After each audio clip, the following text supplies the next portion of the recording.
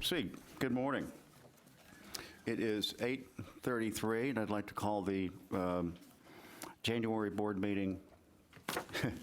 The script says October, so hopefully this is the correct script. Anyway, the January board meeting to order. As we begin our meeting today, please be aware that this meeting is being broadcast via the internet. So at any point, any of us, including some of you in the audience, may be visible to anyone watching online. Also, as a reminder, please silence your cell phones and computers. We have a full complement of our board today, so there's no need to excuse absences. I have an opening announcement. Last September, we lost a member of the coordinating board family when Dr. Rex Peoples passed away unexpectedly. Today, we're honored to welcome Senator Kirk Watson, who is joining us to present a memorial proclamation on behalf of the members of the Senate Committee on Higher Education to Rex's wife, Sandra, and his daughters, Natalie and Nicole. Senator Watson, Sandra, Natalie, and Nicole, please come forward. Just right there, and if you could press the red button so everybody can. Great. Oh, okay. Well, I'll go with the podium. Thank you. Oh, sorry. Disregard the last instruction. Yeah, please join me. Thank you.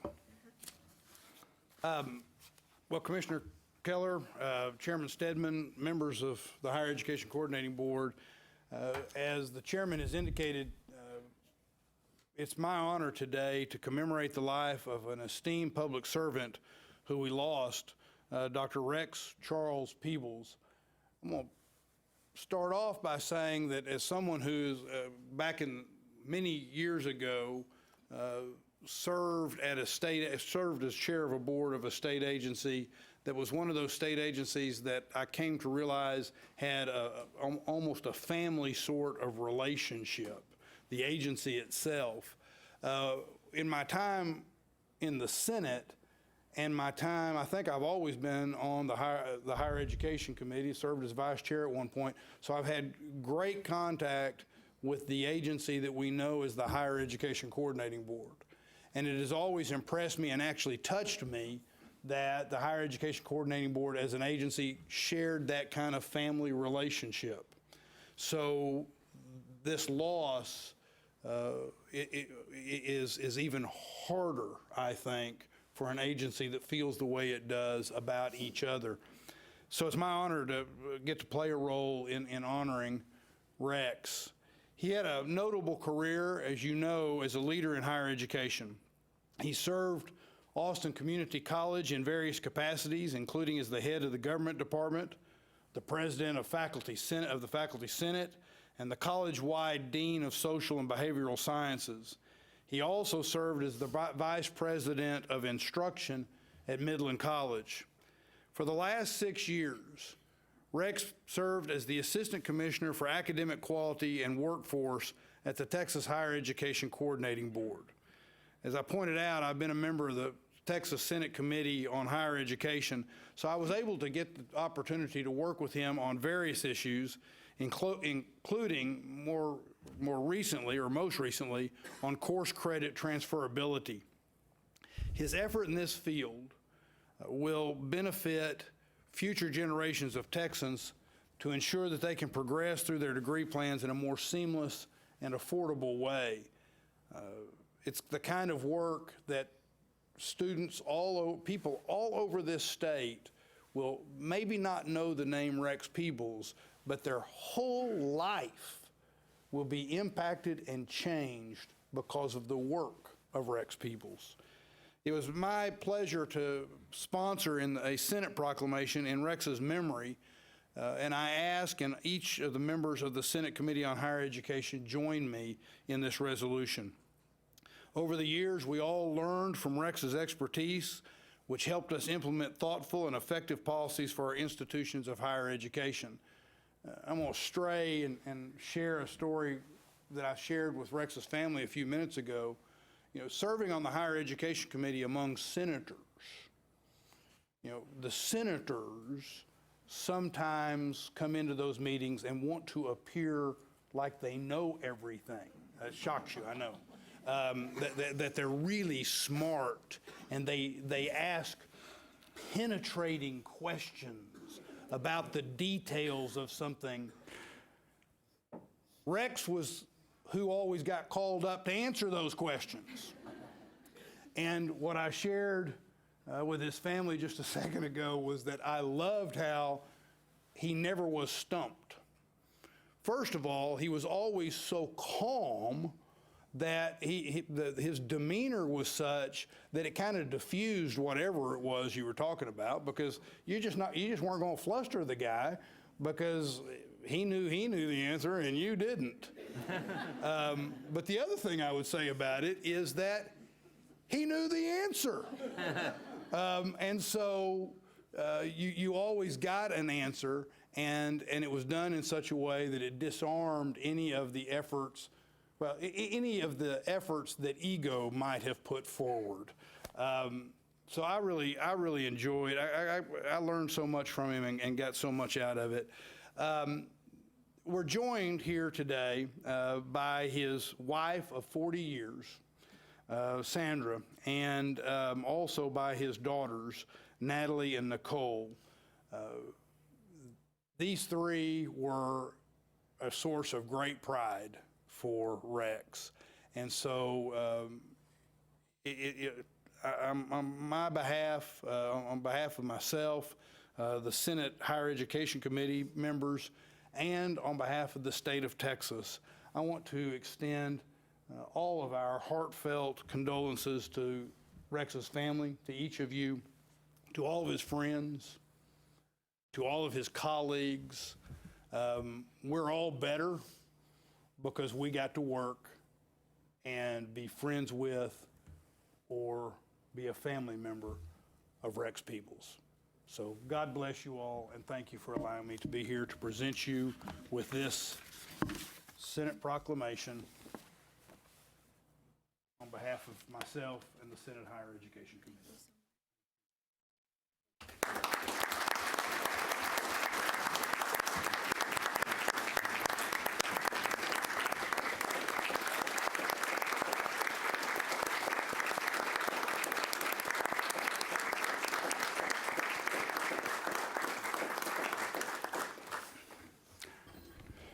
Mr. Chairman, Commissioner, thank you, members of the Higher Education Coordinating Board. I would be remiss if I didn't say thank you for giving me the chance to honor Rex this way, but I would be also remiss if I didn't say thank you for your public service. Thank you for what you do on behalf of the state of Texas in these very, very important roles. I deeply appreciate it. Thank you. God bless you. Thank Senator Watson. Yeah, that is so important that you did that. It was sudden and created a huge hole in the agency.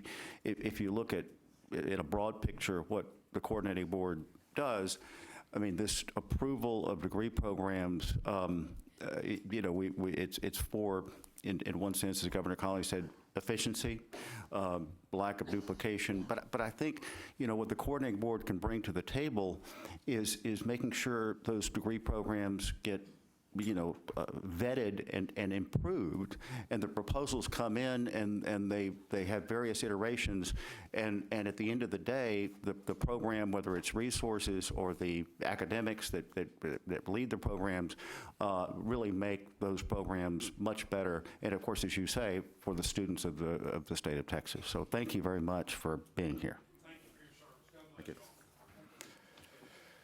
service. Okay. I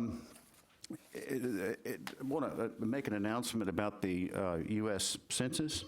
The U.S. Census Bureau will begin collecting data for the 2020 census in the next few months. Data from the decennial census will help shape the next decade for our state and our country. These data will be will become the building block for nearly all social statistics for the next 10 years, including our educational attainment goal of 60%. Right now, today, the census needs help with staff recruitment. Recruiting college students for Census 2020 is a national priority. These temporary positions will pay well and will add a unique line item to a student's resume. We urge institutional leadership to encourage students to apply at 2020census.gov/jobs. This is a chance to be part of history. The decennial census is required by the U.S. Constitution and is the largest mobilization of federal workforce in times of peace. So any institutions out there sort of can encourage your students to participate. They're very much needed. I'd like to introduce a new board member,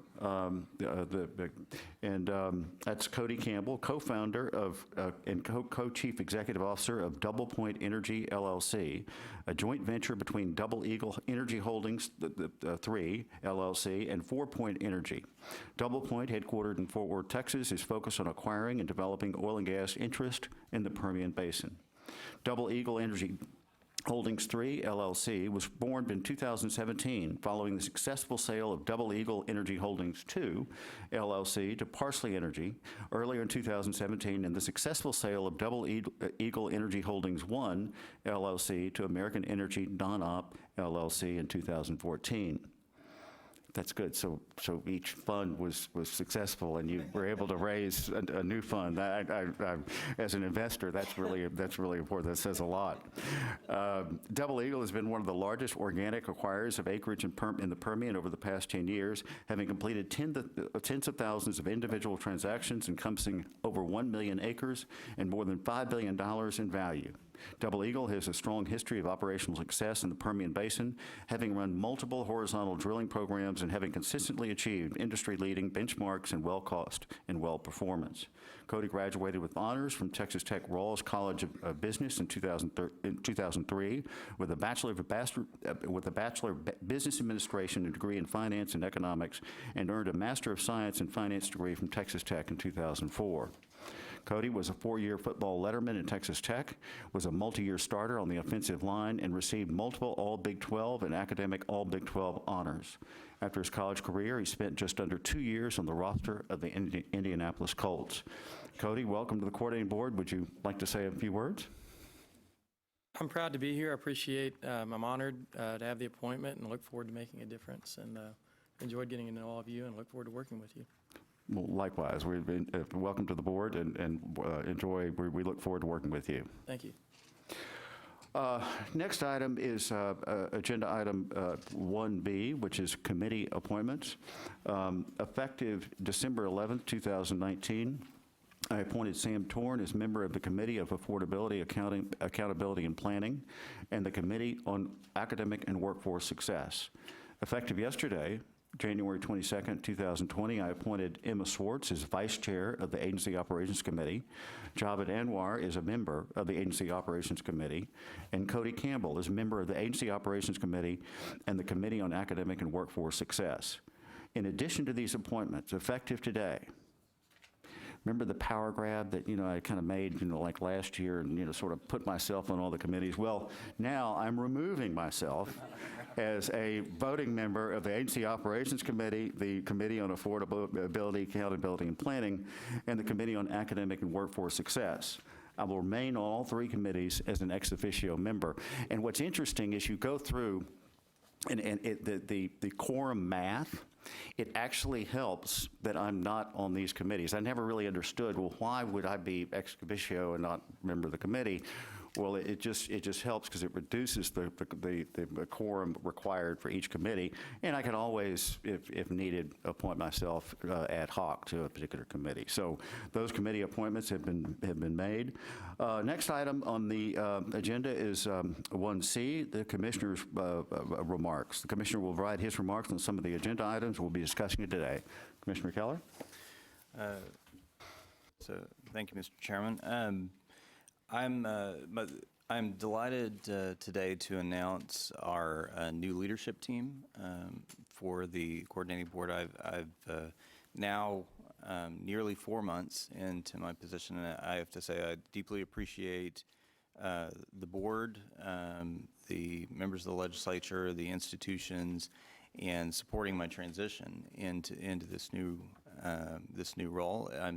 I'm very excited about the work ahead, and an important part of that, I'm proud to announce our new leadership team who will be working with the board and with the institutions. We have some very experienced and deeply committed leaders who are going to be joining the team at the coordinating board. Several of them are here today, so I'll ask them to stand and I'll tell you a little bit about them briefly. So Ray Rodriguez, I see over there is, so Ray has over 20 years of experience in governmental relations, public policy, planning, program development, and local, regional, state, and federal government. And he has been serving as Associate Vice Chancellor for Governmental Relations and the Chief Policy Officer for the University of North Texas System. Ray was also detailed to the coordinating board in my first 90 days to help facilitate my onboarding and transition as the acting Chief of Staff. And I'm delighted to announce that Ray has agreed to come on board as Deputy Commissioner and Chief of Staff. Lori Fye has worked around Texas public education and philanthropy since 2003 as a senior leader with the Michael and Susan Dell Foundation. So she was instrumental in the development of the Texas Student Data System for K-12 education. She also founded and led the EdFi Alliance, which is an education data standards effort that's aimed at streamlining school districts' abilities to make data useful for educators that's been picked up by multiple states. I'm delighted that Lori has accepted our offer to join the team as Deputy Commissioner for Data Analytics and Innovation. Ray Martinez has served since 2014 as the President and CEO of ICUT, which is a membership organization here in Austin representing 42 private, nonprofit, regionally or nationally accredited institutions of higher ed. But many of you know Ray has a distinguished career in Texas higher education, was Chancellor of Western Governors University, Texas, was in governmental relations with Rice University and with Texas A&M International, and was committee of the Higher Education Committee, was director of the Higher Education Committee in the Texas Senate. So Ray will be our new Deputy Commissioner for Academic Affairs and Workforce Education. Melissa Henderson has worked for more than 15 years in Texas public and higher education policy, and most recently she served as the Director of Policy for Educate Texas. She led Educate Texas's post-secondary policy work and oversaw the work of the Student Success Council. Melissa has agreed to come on board as our Associate Commissioner for Development. Liz Bolin has been with the University of North Texas System since 2005. So many of you have worked with Liz over the years. She's been the Director of Policy and Planning, working on policy analysis, engagement, and leadership. And Liz has agreed to join the team as Deputy Chief of Staff. There are a couple of other folks who are not able to be here with us that we're announcing today. So Leslie Hall from the University of Texas at Austin. She has worked for over 15 years on education practice, policy, and administration, and led a number of change initiatives, stood up new offices and practices around innovation and educational quality. And Leslie will be joining us as the Senior Director over our new project management organization. Amy Peterson, I don't believe is here with us this morning, but Amy has been around the Capitol for many years, served on the staff of the Texas House Committee on Appropriations for 2 sessions, and then directed the House Committee on Appropriations for 3 sessions. Also served in the Comptroller's Office as legislative liaison, and currently is the director of the House Committee on Public Education. So Amy will be joining us as Senior Director for Strategic Finance Policy. A couple of other announcements I want to make. One is Dr. Stacy Silverman. So of course everyone in this room knows and really appreciates Stacy's work. She served since October as the interim assistant commissioner for academic quality and workforce, and we're announcing her permanent appointment as assistant commissioner for academic quality and workforce. And then I also wanted to announce that David Gardner and the executive team, of course, has a distinguished career at the Texas Higher Education Coordinating Board, and we've worked very closely over the years. David's role is going to shift to Deputy Commissioner for Special Projects, and in particular, be spearheading our work on the next iteration of the GradTex initiative. So, board members, I'm delighted to be able to present our new leadership team to the board, and I'm excited about working with them, and I'm sure you'll appreciate getting to know them over the next several years. So thanks for the opportunity, and thanks very much to the leadership team. I appreciate your being here this morning. Yeah. Well, welcome to the agency, and I think there is in certain parts a focus at the levels of high levels of state government, a focus on higher education, and I think this is a very exciting time, and of course with the leadership of the commissioner, I think the great things are ahead. So welcome to the agency, and that's good news. Thank you.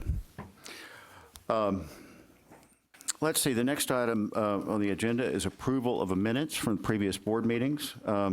Do I have a motion for the approval of the October board meeting minutes? The motion by Mr. Raven, second by Dr. Farias. All in favor, say aye. Aye.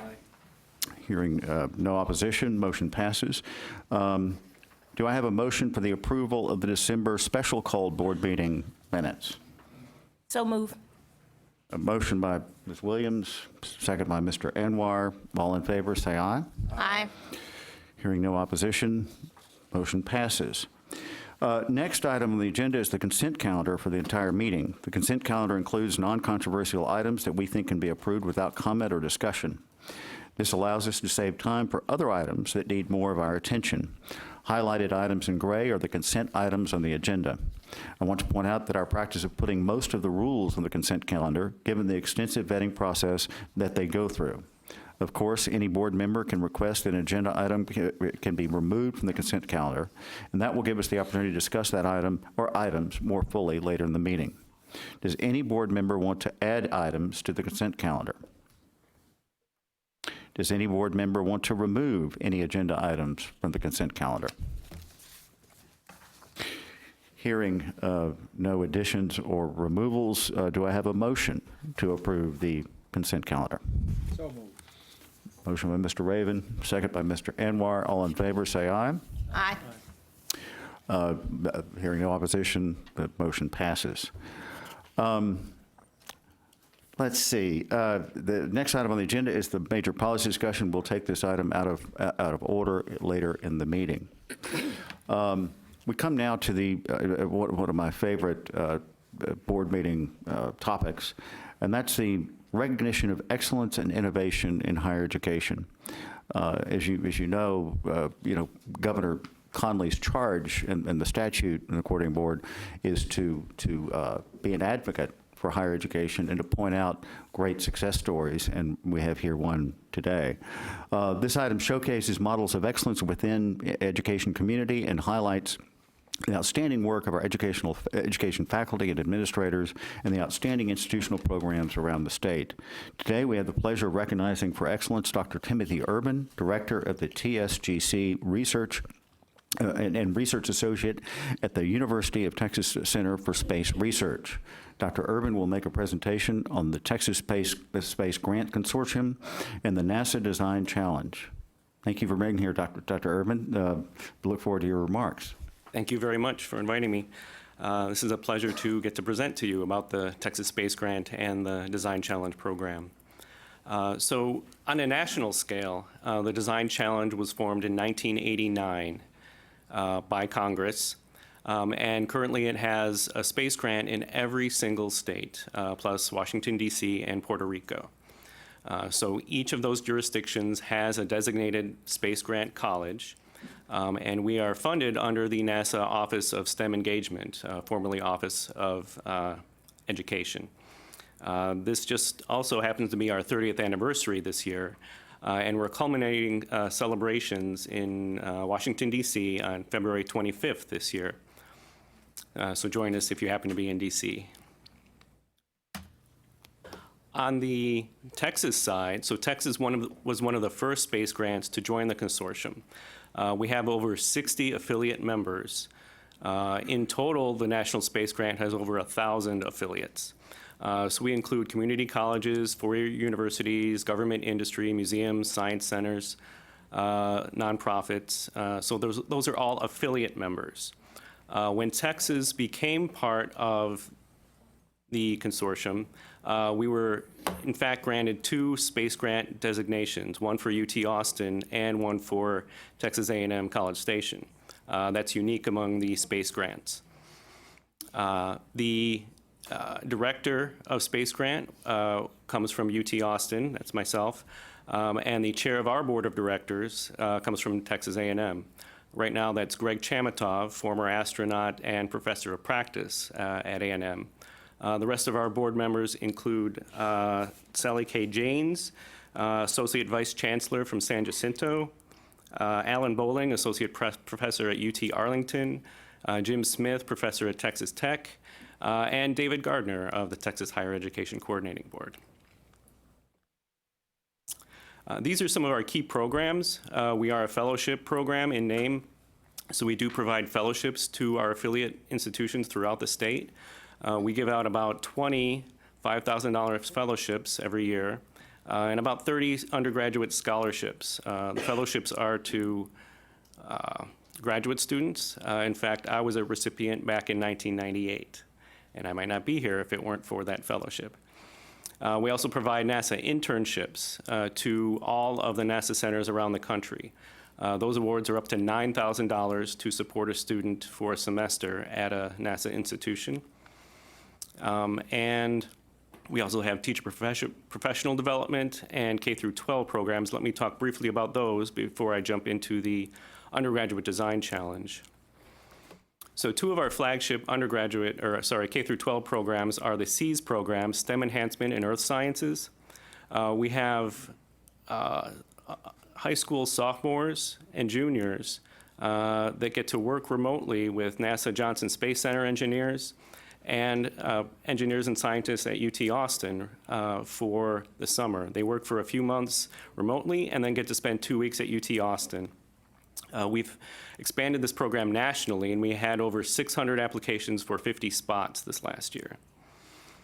Our Liftoff Institute is a professional development program for teachers. They spend a week at Johnson Space Center working on STEM and space curriculum. That program started in 1990, and our program manager for that, Margaret Baggio, she's been working over 30 years on this. She was recognized in 2016 as a recipient of the Alan Shepard Technology and Education Award by the Space Foundation. And finally now, the Undergraduate Design Challenge. So this is the program I am in charge of specifically. We get program ideas, challenge topics from NASA Johnson Space Center engineers, real topics that they are working on for the space station, for return to moon, for going to Mars. Teams around the state, undergraduate teams form a work team, 3 to 6 students per team, and they work 1 to 2 semesters on this project under the tutelage of a faculty advisor and a NASA mentor. At the end of every semester, we have what's called the Design Challenge Showcase. The teams get to present their work in poster and model form. They work on an oral presentation, and they're judged by our audience. So NASA, industry, education experts give them feedback, and the teams compete for scholarships at that point. The top teams earn $1,000 per student for their work. Let me briefly go through a few of the top design teams we've had over the last few years. So Lamar University was the first team that won when I started the program in 2013. They actually came up with a sanitizing airlock for the International Space Station. So that means they developed a way to clean clothes. Right now, astronauts, if you're not aware, they wear their clothes for a certain amount of time and throw them away. So this team was tasked to come up with a way to clean them up in space without using any water, which is precious up there. So Lamar came up with an airlock that would use the vacuum of space to clean that. In 2015, UT Rio Grande Valley came up with a similar system, but using UV light to sanitize the clothes. Texas A&M Kingsville and Texas State in 2013 and 14 came up with designs for a Mars drill. So a way to drill into the surface of Mars, hopefully not get stuck, return the sample to the surface for later collection by a future rover mission. UNT was top team in 2015, 16, and 17. Their projects typically involved a lighting system. It's called the Intelligent Lighting Control System for the space station, where the circadian rhythm of the astronauts would be known, and the lighting system would adjust depending on what room they are in and what time of day it is. Texas A&M developed a 3D printed antenna for use in space. So for some reason your antenna was not working, you could 3D print a new one and attach that. Lone Star College has developed 3 different tools for 3 different projects. I'll speak about them in a minute. And Texas Women's University in 2018 developed a system for controlling lower back pain. That's the most common injury that astronauts get. And this system was a belt that they could wear, and it would electrically stimulate the muscles and relieve the back pain. This year, they're working on a shoulder system that would actually tell you when you're overextending your shoulder before you actually do damage. So Lone Star College actually had a tool of theirs sent to the International Space Station now. So in fall 2017, they joined the Design Challenge program, and we added topics that were part of the Micro-G Next system. That's a NASA program, Micro-G for microgravity. Next meaning neutral buoyancy experiment, meaning they get to test in the large pool that they have at Johnson Space Center. So Lone Star went through our program, successfully passed the test to go to the Micro-G Next program, and in the spring of 2018 came on top on both programs. Micro-G Next let them further develop their tool. It's a zip tie cutter that astronauts use as they're outside the station.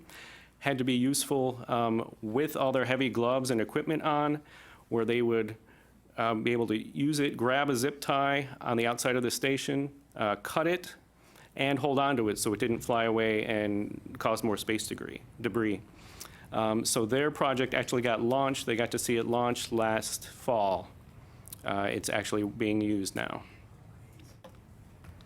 So since 2002, the Design Challenge has had about 2 dozen different schools around Texas participate, comprising more than 350 teams, 1,600 students, and I think most impressively, the ones we've tracked, 93% of them has stayed in STEM in their academics or career.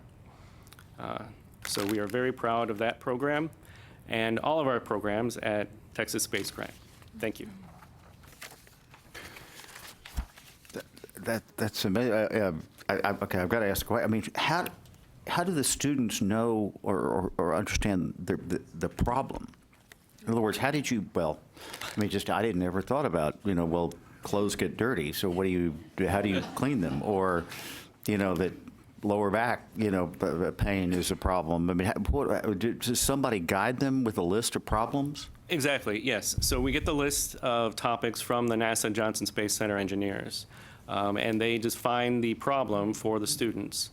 And the students can be mechanical engineers, industrial, civil, biomechanical, electrical, computer engineering, computer science. We've had 2 dozen different topics, 2 different majors work on different topics depending what their expertise is. So all of the teams kind of compete on a single problem at a single time. Is that right, or do they? No, we have about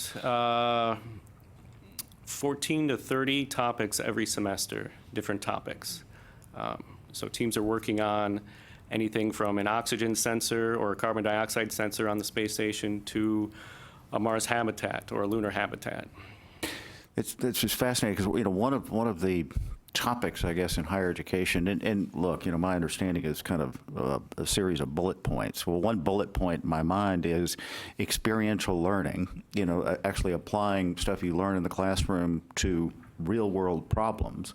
It has huge benefit for the students, both employability and just progress through the institution. I mean, this is perfectly tailored to that sort of experiential learning, right? Absolutely, yes. Most of our teams are senior level capstone teams working on this project for a class, but we do have some that just do it as a extracurricular activity. We've had freshman teams, we've got community college teams that, as you've seen, have been very successful. Yeah, that's excellent. Any other questions? I have a question for you. On the back apparatus thing that they designed, are they getting a patent on it so they can use it other places besides astronauts? I believe they are, yes. Yeah, they're Yeah. continuing to develop that so that they can use it for general public use. Oh, Yeah. absolutely. So you want that link where you can I get could one? have used Yeah. it this morning, getting up here. Well, anyway, thank you very much for the presentation. That's a great thing. I again, back to the experiential learning, and I think it's really important, and yet it's very hard.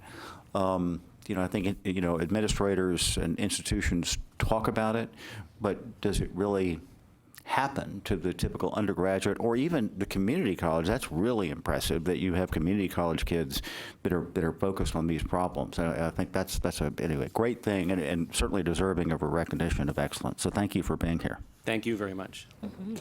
Thank you.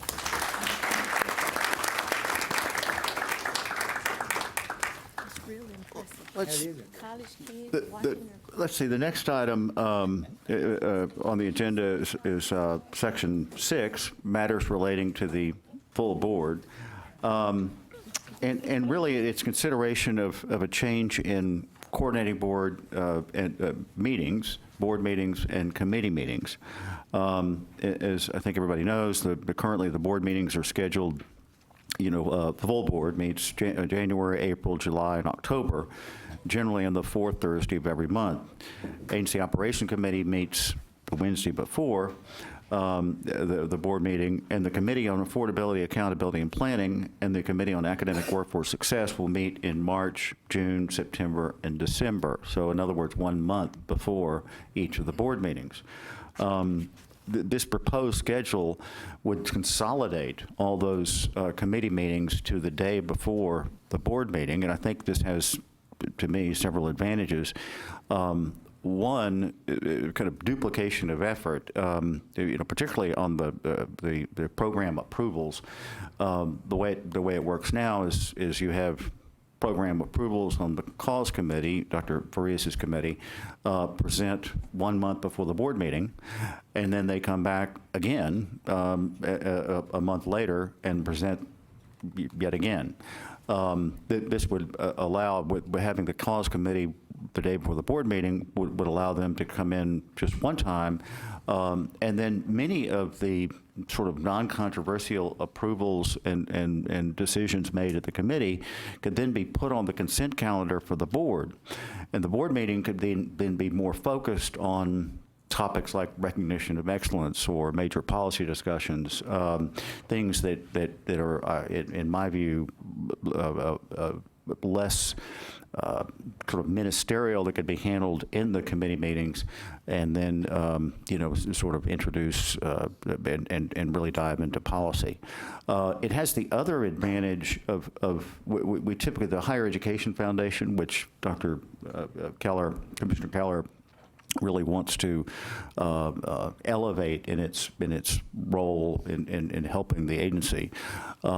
We can move that meeting to the Tuesday before the committee meetings, and then maybe have a joint board dinner with the foundation and trustees and the board Tuesday night, and then we go into committee meetings the next day. So I think it's a much more efficient. And then, of course, there is this kind of idea that, you devote 4 trips to Austin, which I think is although it's a longer week, potentially, a lot more efficient in personal time.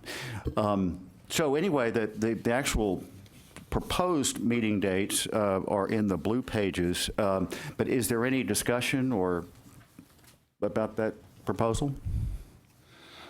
As it seems to me, it's makes a lot of sense. I think it's far more efficient to do it that way than the way that we have been doing it. And for me personally, it makes it easier for me to get here. I mean, And the other thing it does is the committee assignments, and I think why the full board is not on every committee. Well, in part, I think that's a quorum issue. It just helps to get the quorum together. But if you had all the committees there on the same day, even if you were not on, CAP, you would have the ability to attend because you'd already be here. And I think that would enhance the understanding of all the issues for all the board members. So any other concerns? Yeah, I got a question. Sure. Would it be a 2-day meeting or 3-day meeting? It would be a 2-day meeting. So the committee meeting, we've got to work on the time, but I suspect that committee meetings would start 9 o'clock on Wednesday and then proceed through the day, probably end, kind of early afternoon. And then the board meeting would probably start at 9 o'clock on Thursday. So. Anyway, that's the proposal. Do I have a motion to approve the proposed meeting schedule? Second. Motion by Mr. Raven. Second by Ms. Swartz. All in favor, say aye. Aye. Well, hearing no opposition, motion passes. And so we will get, by the way, well, you have those dates in the calendar, but I guess, Mary, if you can, sort of send out an email to the board members just reminding them those are the dates so they can put it in their calendar. Also, if you could alert the trustees of the Texas Higher Education Foundation, particularly Neil Adams, and get that information out, because we're going to make that board meeting, the trustee board meeting, 2 o'clock on Tuesday before the committee meetings. Okay, next item on the agenda is matters relating to the Committee on Affordability, Accountability, and Planning, chaired by Mr. Javed Anwar. Javed? Good morning, ladies and gentlemen. First of all, I want to say what you said about Cody Campbell and his company. I have done deals, worked with them in business, and it's one of the most successful company I've seen in the last 5 years. Cody, I take my hat off for you young guys making $1 billion transaction. Anyway. Thank you, Jeff. Thank you for joining for matters relating to the Committee on Affordability, Accounting, and Planning.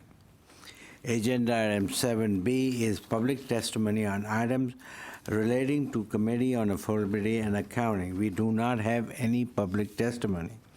We move on to agenda item 7C.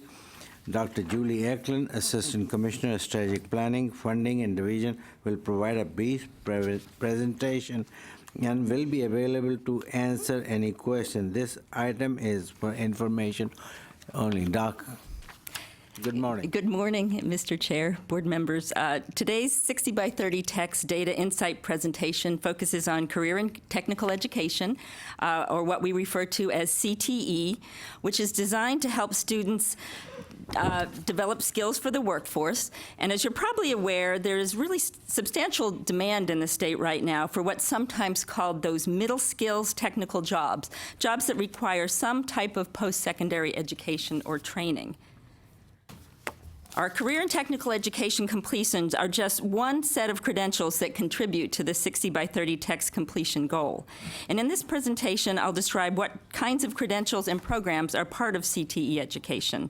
I'll also share some trends in CTE completions, enrollment, and talk about dual credit participation in CTE. Most career and technical education takes place at our 2-year community and state colleges, but a portion also takes place at the Texas State Technical Colleges and the Lamar Institute of Technology.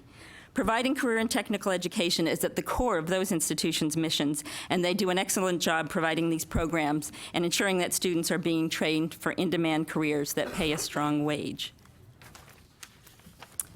The 60 by 30 text completion goal aims to reach 550,000 certificates, associate's, bachelor's, and master's degrees credentials awarded in 2030. The most recent year of data, in the most recent year, Texas reached a total of 341,000 completions. So we have a ways to go. While the majority of these completions were academic, consistently since the start of the plan in 2015, career and technical completions have made up 18%, or almost 1 in 5 of our completions. The CTE completions are comprised of 3 types of certificates and 1 type of associate degrees. So we have level 1 certificates, and as you can see on the illustration here, they make up more than half of our CTE completions. Our level 1 certificates are awarded for completing a program that consists of at least 15 and no more than 42 semester credit hours.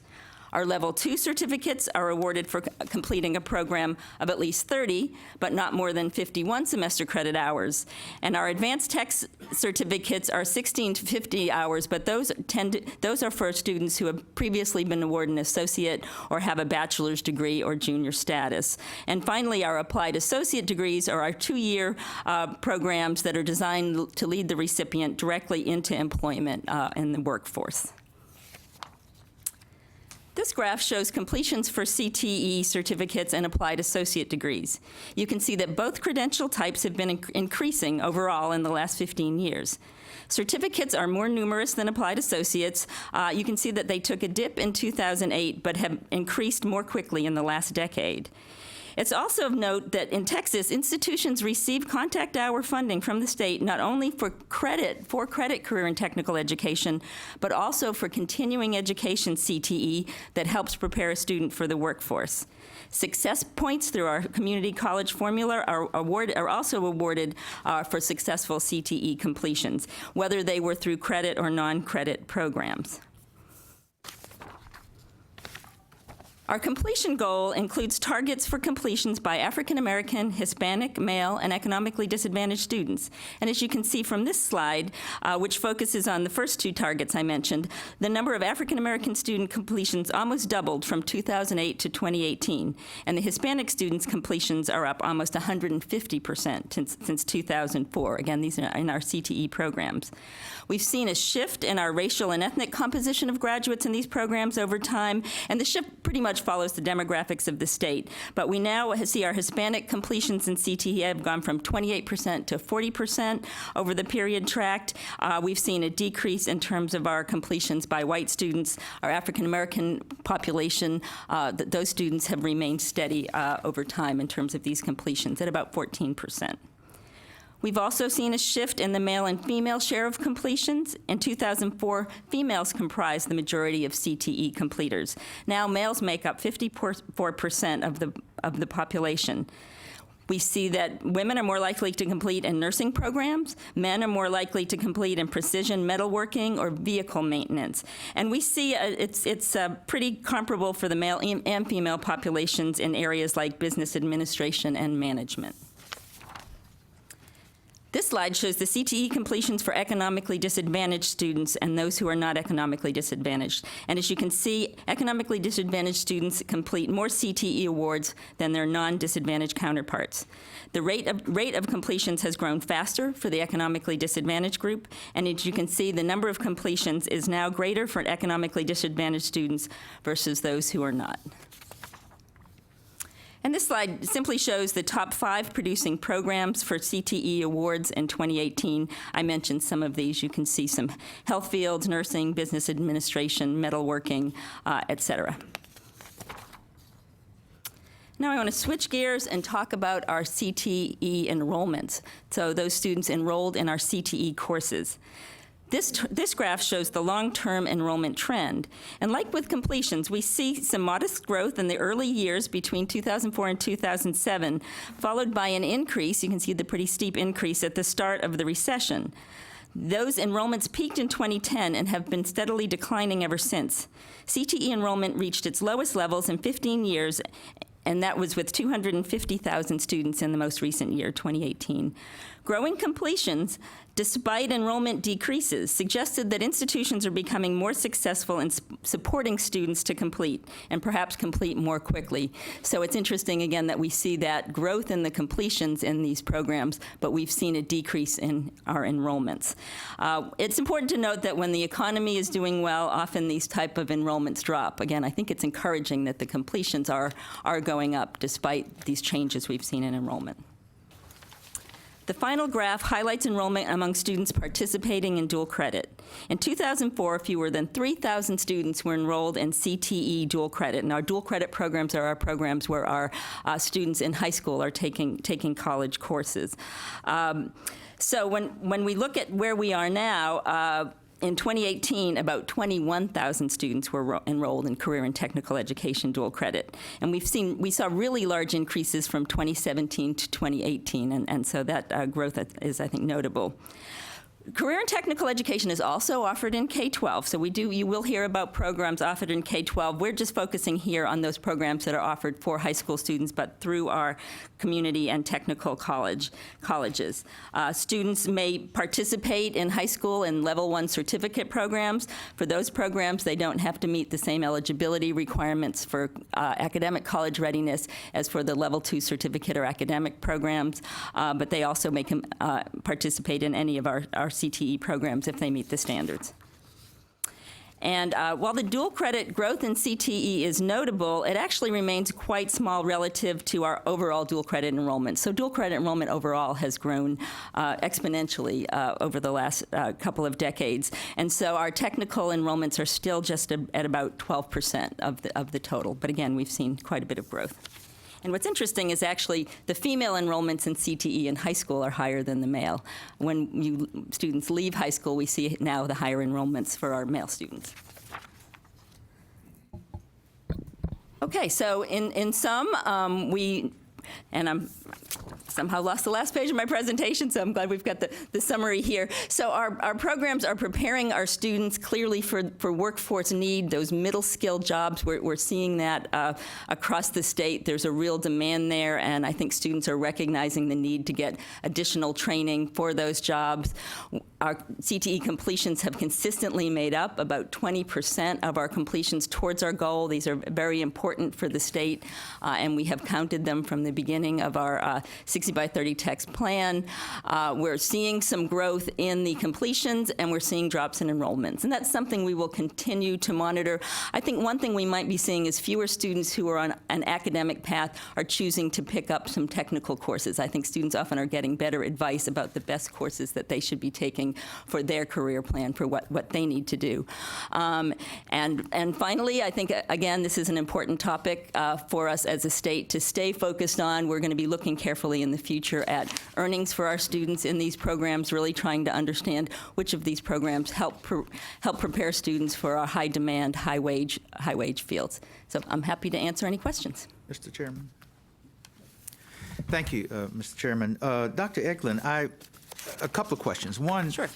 I think, and I think this is correct, and correct me if I'm wrong, there are 3.9 million Texans who have some college education, but have not completed it. I think that's true. Is the 280,000 CTE folks, is that, are they a part of that 3.9 million? So the way it works is for our overall goal, for our 60 by 30 goal, where we're aiming to get to 60%, and we see that 3.9 million who have some college and no degree, that data comes from the American Community Surveys, which is national census data, which determines the attainment rate of a population. It does not include certificates, individuals who have earned certificates, but they don't have a method right now to collect that. I'm hoping they will in the future, but we don't have that now. So for our plan, we use a proxy to come up with an estimate of the percent of the population that has earned a certificate, or the types of certificates that are included in the plan. So that 3.9 million actually does reduce some when you determine when you include our certificate holders in the population. Okay. And so my second question is on page 5, slide number 9, where we talk about, unlike CTE completions, CTE enrollments have steadily declining since 2010, decreasing to the lowest in 2018. Yes. So, although completions are rising, enrollment is going down. And when you look at the state's need for nurses, the great need for nurses, help me with, is it something that we could be doing that could get young people directed that way? Or, I mean, because there seems to be a disconnect there. Why do we have a nursing shortage?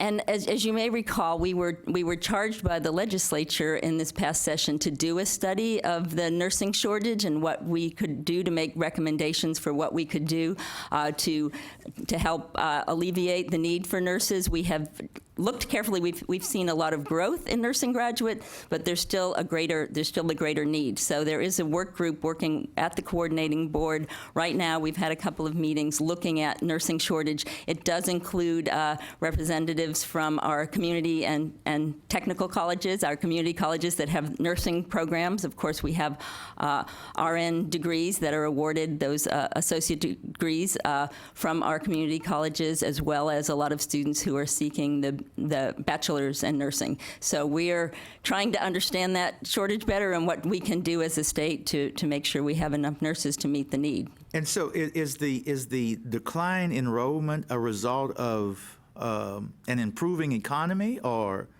what other causes could there be for that? Well, I think there's several things that could contribute to that. As I mentioned, I think the economy really does make a difference, and we see differences in the changes in the economy in terms of our enrollments overall at community colleges. The economy will affect those. During the recession, we saw very high enrollments at our community colleges. But I also think that some of it has to do with choices students are making and the advice they're getting about the best courses to take for their plan of study. So it's encouraging that we're seeing more completions, that students are completing when they have the intention of moving through a program, but maybe we're not seeing as much of this sort of random enrollment in some of those career and technical education courses. But it's something we'll continue to look at carefully. Thank you, Dr. Eklund. Thank you, Mr. Chairman. Yeah, I want to follow up on that. I don't understand how this declining enrollment is a good thing. I don't mean to be saying it's a good thing. We're just trying to understand it. And I think we do need to make sure we have enrollments in these programs and completions. We know we need more completions in several high-demand areas. We're going to need to have those enrollments to get to the completions. So we want both the high enrollments and the high completions. But looking at the economy and trying to understand why we've got the discrepancy for the two, we're thinking some of it might have to do with the student choices in terms of the courses that they're taking. But in order to reach the 60 by 30 goal, Yes. and the 500,000 plus degrees or certificates, it would seem that enrollment needs to increase. Absolutely. We need to see both, and we need to work towards that in areas like nursing and other areas as well. Absolutely. I've got a question, and maybe it's too big to answer, but just sort of a history lesson.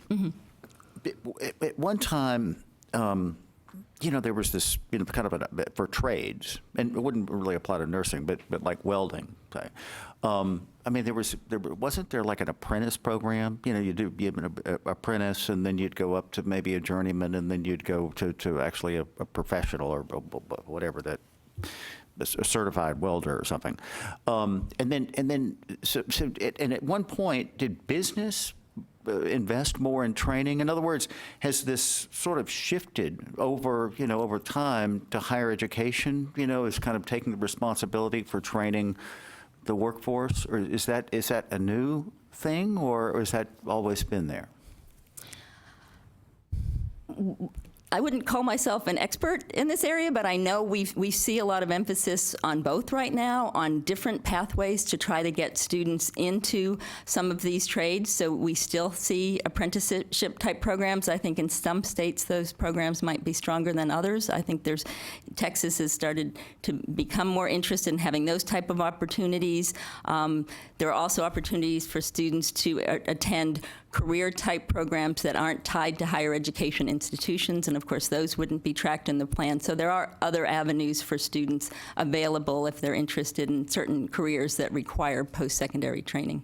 Yeah, just an observation, just listening to all this, I mean, it just seems like the training of the workforce is more and more, really on the shoulders of higher education to get this, to do that. I mean, it's a huge issue societally. I mean, in other words, if business doesn't want to invest the money into training, it's going to rely on higher education, and this career and technical education seems like a really important piece. Yeah, Anyway, that's enough for the history lesson, but it's kind of an interesting observation, I think. Yeah, and we will continue to do some deeper dives. We were surprised by some of the things we found here. Trying to explain it doesn't mean that it's definitely, it's a good thing, but we certainly want to understand it better and understand what actions we're going to need to take if there are, areas where we need to do better, so. So you said that you have begun tracking the earnings of the students after they finish the programs. Yes. Do you have that? Yes, we do. We information have earnings. There's public information now on the Texas Cruise website, which is a consumer resource for education and workforce statistics. The workforce, that's something we've done jointly with the Workforce Commission. They actually right now are redesigning that website. But you can look for the whole state by program and by institution and see the earnings for students for that program at 1, 3, 5, 8, and 10 years out. We have average earnings and other information about So overall, outcomes. how have earnings tracked during this same time period? Have they increased for the students, or have they? We've actually seen some interesting trends, and I think I included a couple of hidden signs. Let me see if we have them here. We've seen some up, and it looks like we weren't able to include them. In certain areas, we've absolutely seen some increases, and I've shared with the board before slides that show for certain fields, we have students making a very high average wage out of some of these CTE programs, especially in the area where you're from. But I think some of those rumors that, all students are able to leave high school and earn, $80,000 right off the bat, I think many of those rumors aren't true. We do find select fields where we do see those very high wage for students coming out of, again, right out of high school or with CTE degrees. Generally, you do get a flavor of what's high demand, where we're seeing lower wages are often areas like the early child care education, that type of thing. So the patterns are very helpful, and we, in many cases for certain certificates, we see higher wages than we see for academic associates in some of those areas. I just wonder if the decrease in enrollment isn't an economic outcome rather than, just the choices are being made because people aren't making as much money. That was my, thought. We absolutely see some of those connections between the economy and yeah. Oh, I'm sorry. You're talking about right. Sort of a different our angle. kids Yeah. not choosing to enroll because they just don't feel like it's worth it to them. It's not. They don't understand that it is. That was my question, but. Yes, and that's a larger topic that it's something I think we talk a lot about as an agency, and wanting to make sure students see the value of higher education. And even in these programs, when you look at some of these very short one-semester programs and the difference in wages that students are able to earn, especially in those higher demand areas versus just coming right out of high school, that's where you really start to see some of the differences. The rumor is you can leave high school and make these high wages, but when we've actually looked, we absolutely see those differences for students as they earn higher degrees, that wage bump that comes along with it. And that's data that I think it's important for us to share with students, and we'll be happy to share it with you. How do you track the apprenticeships? So if training is being pushed to the employer setting, how do you track that training to make sure that, perhaps they're not going through a traditional educational route, but going through employer training? And how do you give credit to that type of education? Right now, that's not something that we're tracking here at the coordinating board in terms of the data we collect from our higher ed institutions. And there's other folks on staff. Mr. Darrell Booker is probably here today and can speak to the apprenticeship. So we're starting to get a better understanding of that, but it's not something that we're tracking in a student-to-student way as we do track our completions at our higher ed institutions. But it's certainly something that we're looking at, as well as looking at licensure, certification, those types of things that students earn where they might not have earned a credential, but they've earned that license or certification to help them go out into the workforce. Question? So if, like a Lamar Institute of Technology, if they have a partnership with a business and they get so many certificates, are those numbers included in Lamar's numbers when they report to us? Yes, if Lamar is involved and students are earning certificates, again, the level 1 certificates, level 2 certificates, and the level 1, it can be, as few as the 15 semester credit hours, which is basically a semester. Those would all be reported to us and of course, under Lamar, but we gather, and we also include those certificates that are earned at our career for-profit institutions. There's a lot of 2-year career institutions in the state. They're required to report to the coordinating board, so certificates earned through those programs are included. It's just the programs that aren't considered higher education. The Workforce Commission handles those, but we could find, information about those completions. Thank you. You're welcome. Okay, I just like to make a comment. In the Permian Basin, when the oil business is booming, you generally see an enrollment way down on colleges and all these kind of programs because these young kids get pretty good jobs in the oil field. This trend is very true all the time. I've seen it. Anyway, we move on to agenda item 7D. Is a report. Could I just Yeah. ask the commissioner to comment? I mean, just this whole, there's a big picture sort of issue here. And I know it's kind of in formation, but this tri-agency task force, we're going to hear from Commissioner Morath, TEA, later this morning, but the Texas Workforce Commission, this whole idea of apprenticeships versus CTE, and in other words, we're all sort of on this team. If you can just kind of briefly talk about how that all might work in the future. Yeah, just very quickly, a couple of points. So one is, I think the kinds of questions like Mr. Campbell was asking, and have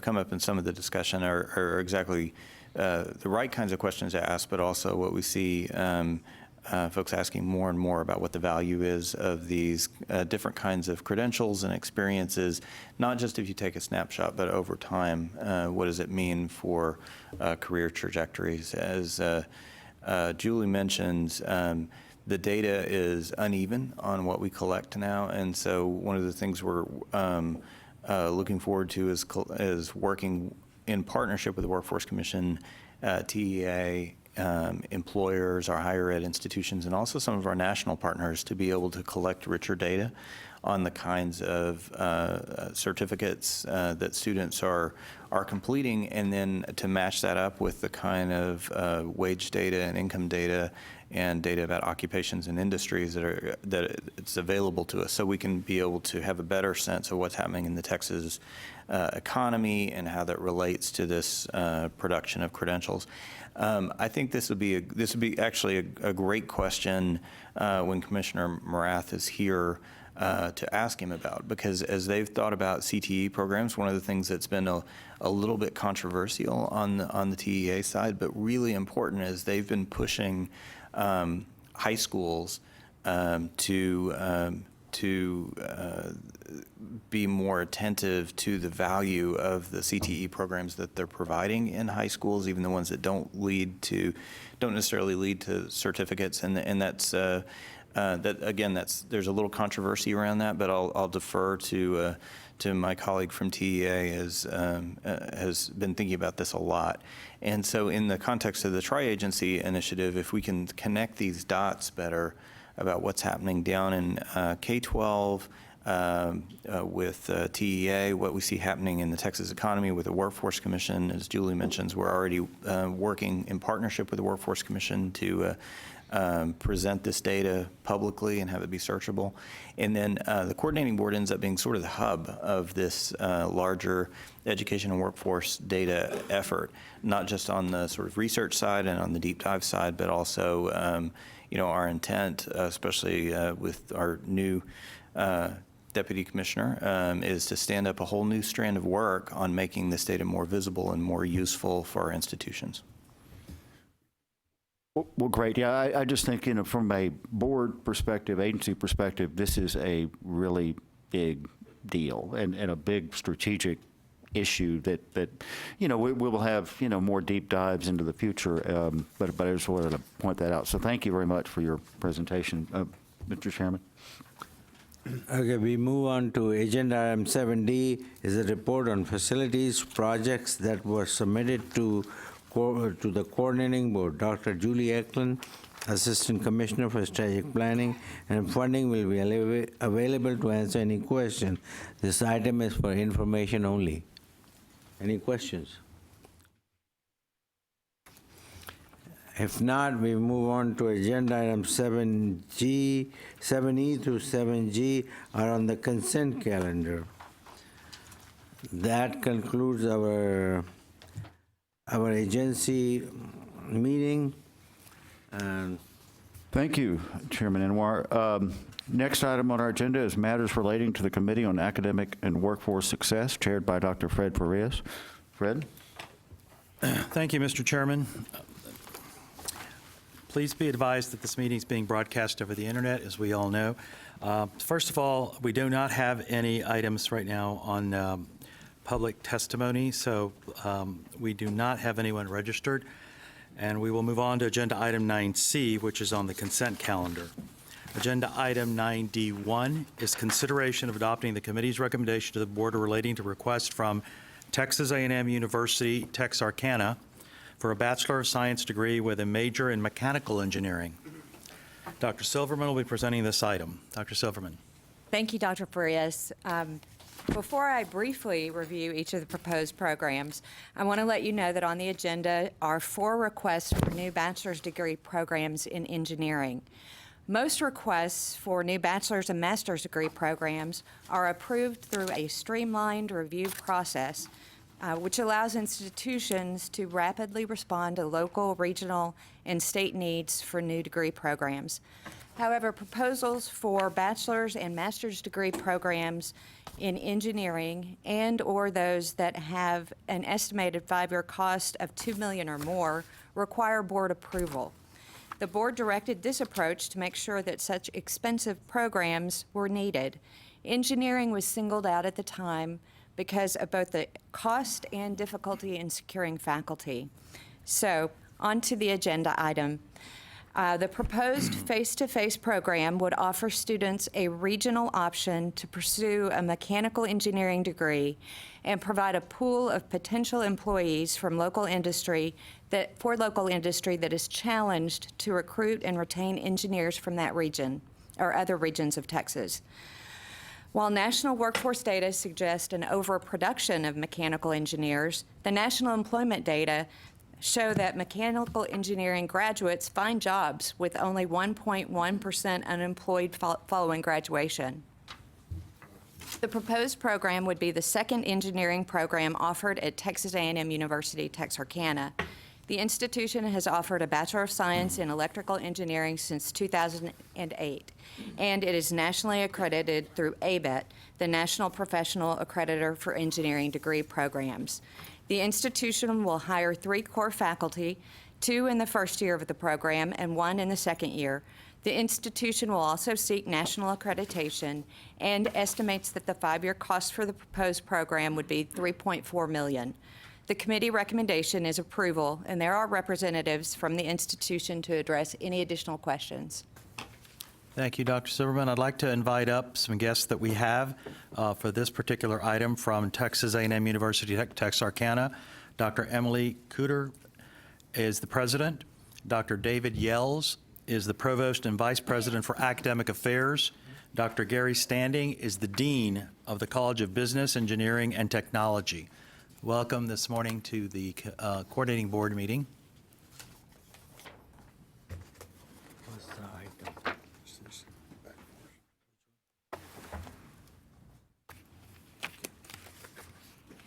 Good morning, Dr. Cutter. Would you like to say a few comments, please? Good morning. Thank you so much for the opportunity to make a few comments about this proposed degree. One of the things that I would really like to stress about this proposal is that it grew out of discussions with regional manufacturers and employers. We've been very lucky in Texarkana. We have a very active group of manufacturers who get together on a regular basis and talk and let us listen to what it is that they need from higher education, both at the community college level and at the university level. The one degree program that they have stressed over and over again that they really need us to offer is the mechanical engineering degree. So this proposal grew out of that request coming from an alliance of manufacturers. We also have taken that request from our local and regional manufacturers, put it into a legislative proposal last year called the Better East Texas Initiative, which was broader than one degree program, but the degree program was a major part of it, and asked for funding from the legislature. We were very lucky not only to receive funding so that we could start a program in mechanical engineering, as well as add to our nursing programs and some other things that we're doing. And the legislature responded to it by actually granting our request and giving us an extra 50% over what we asked for. So we are confident that we have the startup funds to get going on this program. We have experience with engineering degrees thanks to a new building that was just opened last spring. We have at least the beginnings of infrastructure to support the program, and we would really like to move forward so that we can respond to our region's needs. Thank you so much. Thank you very much. Provost Yells, would you like to say a few words, please? Yes, thank you for the opportunity. As Dr. Couturier said, this really reflects a strong partnership with our community as we meet with our advisory boards and with other groups to hear what they need us to provide for our community. So we think this is a great way for us to show the community that we're listening, we're responding, we're trying to serve their needs. And also we've already have students on campus who are in our engineering core anticipating being able to move into this program. So we've got some demand that's kind of built up to get students into the program right from the very first year. We think it'll be a great opportunity for our community. And also within the mechanical engineering umbrella, we're looking at developing a specialization in paper engineering. We've got some paper mills in our area, and so that would be another kind of career path spinning off this. So we're really excited about the opportunity to do this. Great, thank you. And Dean Standing? Yes, thank you for the opportunity. The only thing that I'd like to add to that is we've also, some of the industrial support in the area that's been pledged is regarding, will offset some of the costs. In fact, we've had one industry partner who's already pledged an additional amount of money to offset some of the computer-aided design labs and some laboratory facilities. Thank you. Board, do we have any questions or comments for the panel? Hearing none? So how did you get the legislature to give you more than what we were just talking, we had a meeting the other day, and we asked for X, and we got half of X. So I'm just curious how you did that. It's a secret. I knew it. Okay, any other discussion on this particular item? Hearing none, do I have a motion? So moved. Motion by Mr. Raven, a second by? Second. A second by Mr. Torn. Thank you. All in favor, please signify by saying aye. Aye. Any opposition? Hearing none, motion passes. Thank you. Thank you very much. Congratulations. Thank you very much. We appreciate your support. Thank you. Thank you.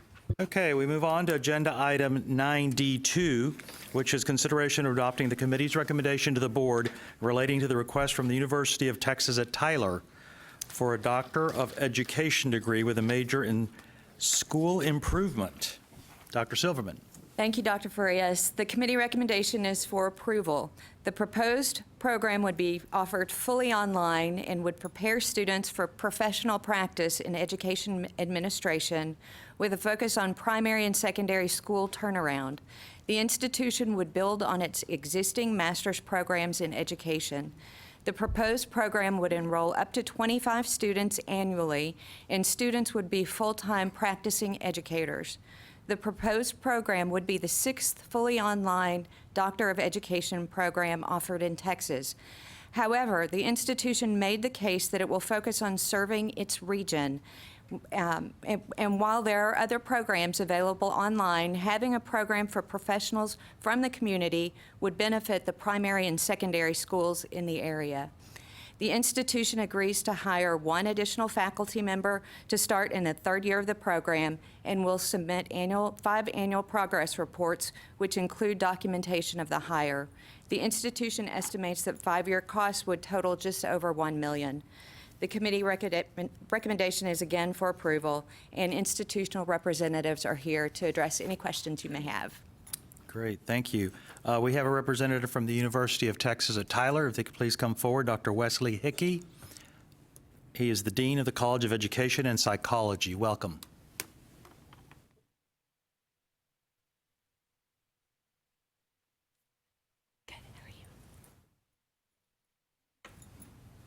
Dr. Hickey, would you like to say a few words about the proposal? Well, I'd like to say, first of all, that I appreciate the consideration by the board. Anytime you do anything like this, it takes a number of individuals who spend a significant amount of time, and certainly want to recognize President Tidwell, Provost Mirmaran. I stepped in as the dean this year, so obviously this started before, and the previous one, Dr. Ross Sherman, had a very big role in this stuff, and certainly a couple of faculty members really led the way. Dr. Janita Olivares-Ortiz and Dr. Michael Odell.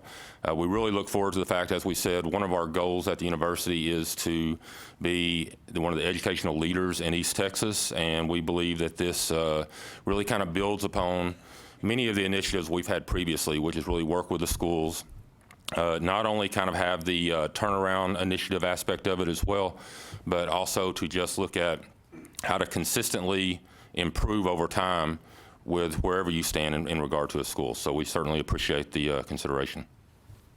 Thank you. Any questions or discussion from the board for Dr. Hickey or on this proposal? Hearing none, do I have a motion? So moved. Moved by Ms. Williams, second. Second by Mr. Anwar. All in favor by saying aye. Aye. Any opposition? Hearing none, motion passes. Congratulations. Thank you very much.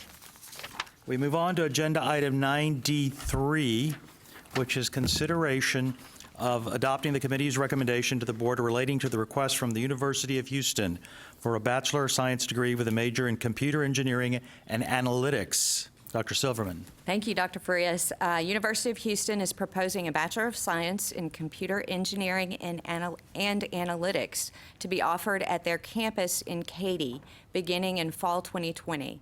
The proposed face-to-face program would be offered at U of H through a partnership agreement between U of H and Houston Community College. Houston Community College would deliver the lower division core curriculum math and science courses, while University of Houston would deliver engineering and upper division coursework. Students would be enrolled in both institutions, and the proposed program combines computer engineering, control systems and robotics, and data analytics. The institution will hire 3 core faculty in the 2nd year of the program and another 2 in the 3rd year of the program. The institution estimates the 5-year cost will be $3.7 million, and they will seek ABET accreditation. The committee recommendation is for approval, and institutional representatives are here to address any questions. Thank you, Dr. Silverman. We have a representative from the University of Houston, Dr. J.R. Rayo, Associate Dean for Engineering Programs at the University of Houston at Katy. Welcome. Thank you very much. Would you like to say a few words about the program, please? Yes, sir. Here is the broad context for both this proposal and 2 more coming up. First of all, I'm very happy to represent Provost Paula Short and Dean Tedesco of the University of Houston. For engineering, we are very blessed to be in Houston. Our students do very, very well, of course, thanks to the vibrant economy in Houston, and the big driver is the energy and affiliated industries. So at this time, the Cullen College of Engineering has 8 bachelor's degree programs on our main campus. One of the fastest growing areas in Houston is on the west side in the Katy area, and the community has been asking the university to expand our presence on the west side, 35 to 40 miles away. And so in response to that, the University of Houston, we are very blessed. We just inaugurated and launched our U of H Katy location just this past fall. We had a ribbon cutting ceremony in October. And so the question was, engineering is a very big part of it. The Katy campus is right in the heart of the energy corridor. So what programs can we offer as to be responsive to the needs of the community? And so we did very extensive survey of the industry leaders and found out that we don't want to duplicate any of our 8 programs just 30 miles away, but 3 new programs for which there is very relevant industry need and demand. And computer engineering and analytics is the first of the 3 programs. So we have 2 highlights to our 3 proposals. One is these are new programs directly related to the demand and the relevance to the industry. And 2 is our academy model, where for the lower division, that means for the first 2 years, students will be dual enrolled, and they will take engineering classes from us, from U of H, our regular courses, regular faculty, but everything else will be at Houston Community College, which is right next door. And this is a big win for us. We view this as really a big access play, really increasing the access to our engineering degrees to students who otherwise wouldn't. And this is, for the first 2 years, means very, very significant savings to the students because most of their credit hours will be with the community college. And once students matriculate through the academy, then they will do the upper division courses with us in Katy. So in summation, these 3 programs, the new programs for us, which we're very excited about, are designed to start in Katy, finish in Katy. And those of you who know about Houston traffic and what it means to commute, that is another big win for us, and we look forward to it.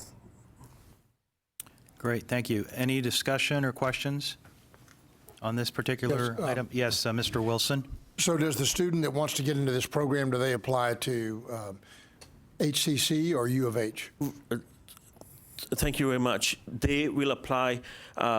They start at HCC, they get screened, and then immediately once that happens, they also apply to U of H. So at the end of that application process, they will have 2 admissions, they'll be dual enrolled, they'll have 2 ID cards in their pockets. So, yeah, so on the front end, they'll know that they're in that program. That is correct. They will be U of H Cougar engineering students from day 1. And just to make a comment, it is very cost-effective to have the first 2 years as much of that in the community college system because it's a lot cheaper for the students. So it's really a great delivery method. So thanks for working with HCC and they have been that program. Amazing, great partners. And they're literally next door. I mean, they're going to be next door to each other. So it's perfect. Great. Any other questions or discussion? Hearing none, do I have a motion? So moved. Moved by Mr. Raven. Do I have a second, please? Second by Mr. Wilson. All in favor, please signify by saying aye. Aye. Any opposition? Hearing none, the motion passes. Congratulations. Don't go too far. You're up next again. Okay. Agenda item 9D4 is consideration of adopting the committee's recommendation to the board relating to the request from the University of Houston for a Bachelor of Science degree with a major in construction engineering. Dr. Silverman. Thank you. Similar to the last proposal, the institution is proposing a face-to-face program to be offered at its Katy campus. Again, it is a partnership between U of H and Houston Community College and would offer students an additional option for pursuing an engineering degree. HCC would deliver the lower division core curriculum math and science courses, while U of H would deliver the engineering and upper division coursework. The institution agrees to hire 2 core faculty in the first year of the program's operation and 2 additional core faculty in the second year. The institution will also seek accreditation through ABET. The institution estimates the 5-year cost would be $3.4 million. I do have a representative here Yes, to Dr. address any Rayo. questions. On this proposal, please, would you like to say a few words? Yes, thank you very much. Again, everything I said applies to this as well. Again, we anticipate this to be very responsive. And one thing I would add that again applies to all three of our proposals, that they are all designed, and we will be seeking accreditation with ABET as soon as we graduate our first cohort. So these are all designed to be fully accredited with ABET engineering degrees. Great, thank you. Any questions or discussion on this particular proposal by any of the board members? Hearing none, do I have a motion? I'll move. Thank you. Motion by Ms. Schwartz, second. Second. Second by Ms. Williams. All in favor, please signify by saying aye. Aye. Any opposition? Hearing none, motion passes. Thank you. We are moving on to agenda item 9D5, consideration of adopting the committee's recommendation to the board relating to the request from the University of Houston for a Bachelor of Science degree with a major in systems engineering. Dr. Silverman. Thank you, Dr. Frias. The last of the new degree programs on the agenda is similar to the other two proposed by University of Houston. It is again a face-to-face program that would be offered by U of H through a partnership agreement between University of Houston and Houston Community College, with HCC delivering the lower division core curriculum math and science courses and U of H delivering the engineering and upper division coursework. The proposed program would provide students with a foundational core engineering education, including an understanding of all subsystems within a complex system, and provide hands-on training through real-world applications. If approved, the institution will hire 4 new core faculty, 1 in each of the first 4 years of the program, would seek national accreditation, and the institution estimates that the 5-year cost would be just over $4 million. The committee recommendation is for approval, and we have Dr. Rao here as well. Any questions or any comments on this particular? Again, all the previous comments apply. The one specific comment to this program was the impetus for this came not only from, again, the industry in the energy corridor, but we have big medical institutions and hospitals, and they have reached out to us saying that we want to engage with engineering and engineering education community because our business involves optimization of a lot of things that currently we don't do optimize. And the whole idea of systems engineering is that to optimize the whole is not just enough to optimize each of the pieces of it, but there are specific things that students can be taught to address those issues. So this one was driven both by the industry and by the very nearby hospital community that have reached out to us. Okay, great. Board, any comments or discussions on agenda item 9D5? Hearing none, do I have a motion? So moved. Moved by Mr. Raven, a second. I'll second. Second by Ms. Schwartz. Thank you. All in favor, please signify by saying aye. Aye.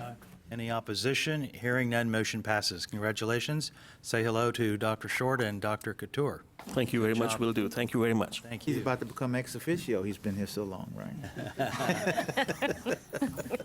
Next on our agenda item, 9E is consideration of adopting the committee's recommendation to the board relating to changes in the lower division academic course guide manual. Dr. Silverman. Thank you, Dr. Farias. The Lower Division Academic Course Guide Manual, also called the ACGM, is the official list of lower division courses approved for general academic transfer that may be offered by public, community, and technical colleges in Texas. The ACGM is developed with the input of an advisory committee charged to provide recommendations to the board. The ACGM Advisory Committee met October 15th and reviewed selected courses in the disciplines of art, drama, theater, and history. Discipline faculty workshops of the ACGM Learning Outcomes Project for 2019 developed the courses. The committee recommends the modification and additions of the courses shown in the board materials. The committee recommendation is for approval. Okay, we do not have anyone to testify, so any discussions or questions on this? Hearing none, do I have a motion? So moved. Motion by Ms. Williams, thank you. Second? Second. Second by Mr. Raven. All in favor, please signify by saying aye. Aye. Any opposition? Hearing none, the motion passes. Thank you. Agenda item 9F is consideration of adopting the committee's recommendation to the board relating to the request for Vernon College for a branch campus maintenance tax election. We don't see too many of these, so we'll listen carefully to Dr. Silverman, please. Thank you so much. When a community college wants to hold an election to increase its branch campus maintenance tax, it's required to obtain coordinating board approval to do so. Vernon College requests approval to hold a branch campus maintenance tax election in Wichita County in the coming year to support Vernon's operations and to establish a branch campus in Wichita County. Proceeds from the branch campus maintenance tax would be used to fund the future expansion of Century City Center and the Skills Training Center, and would allow for the development of additional workforce and healthcare programs. After the passage of the branch campus maintenance tax, Wichita County would benefit by not being required to pay out-of-district tuition and fees to attend Vernon College. Currently, Wichita County residents pay $95 per semester credit hour, while Wilbarger County residents pay $50 per semester credit hour. A student taking 15 semester credit hours per semester would save an estimated $1,350 per year by paying in-district tuition and fees compared to current out-of-district rates. The coordinating board staff reviewed the application and found the institution met all requirements, and the committee's recommendation is for approval. We do have a representative here from Vernon College if there are any additional questions. Thank you. We'll call up Representative Dr. Dusty Johnston, who's the president of Vernon College. Welcome. Thank you for your time. I was in my haste in December when I was here, I forgot to give you this visual. Take a picture of the Texas map, draw a line between Fort Worth and Amarillo, pick a point halfway between, 20 miles south of Red River, Vernon, Texas. So I'm a long ways from here, and where most of you guys live. We serve 12 rural counties, total population of 250,000 people. One county, Wichita County, 50 miles to or Wichita Falls, 50 miles to the southwest, has over 100,000. So you have 150,000 people scattered in 10 or 11 counties. The college has been in operation since '72. We've been in Wichita County since '75. In the past 10 years, we can document that 66% of our enrollment are from Wichita County residents. This has been talked about for 20 years. I've worked on it for 10 years. The last year plus, I've had an outstanding local citizen steering committee led by former State Representative David Farabee, who are trying to help us get this passed for the future of Wichita County, Wichita Falls. One of my taglines, and I love giving taglines, is we're not really asking for them to subsidize Vernon College. We're asking them to help us help them. And it's a growing area. It's the one growing area there is, and we can't do it without a little bit of help. So we think this will, our task is before us. This is our first step. Beyond that, there's many more steps to finally get to an election, probably on a May 21 ballot, and then we'll know where we stand. Dr. Johnston, thank you for being here and traveling so far. Appreciate it. I know you've been working on this for a while, the last month's committee meeting you mentioned, so thank you and to your team for doing that. Good. And serving the Texans in that region of the state. Do we have any questions or comments from the board? In the committee meeting, you shared the reason why we have a tax for this particular school. Would you share that with the audience again? I didn't get the first part of that question. In the committee meeting, you talked more about why we have a tax and that we're looking at the tax. And I think it was Chairman Stedman said this was the first time he'd ever heard that. Right. And you went well, into that's a good question. Yeah, his question was, how come we're really doing all this talking here? It's a coordinating board policy. It's a state policy.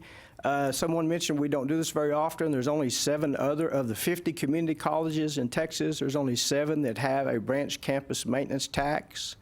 It is a palatable way to try to expand your tax revenue. The only other way you can do it is through annexation, which is where you annex and you make your whole district bigger and everyone pays the same tax rate. Wilbarger County residents in 1970 voted upon themselves this tax to start Vernon College. At that time, that was good enough. And of course, as things have expanded, population has shifted, and we find ourselves doing most of our work down the road. We think it's, I'm convinced it's more palatable to ask for branch campus maintenance tax than it would be annexation, yes. So I'm curious, Thank can you give us a little quick history when your Vernon College started and how many students you have? We, over the past 10 years, we hover around 3,000 total students.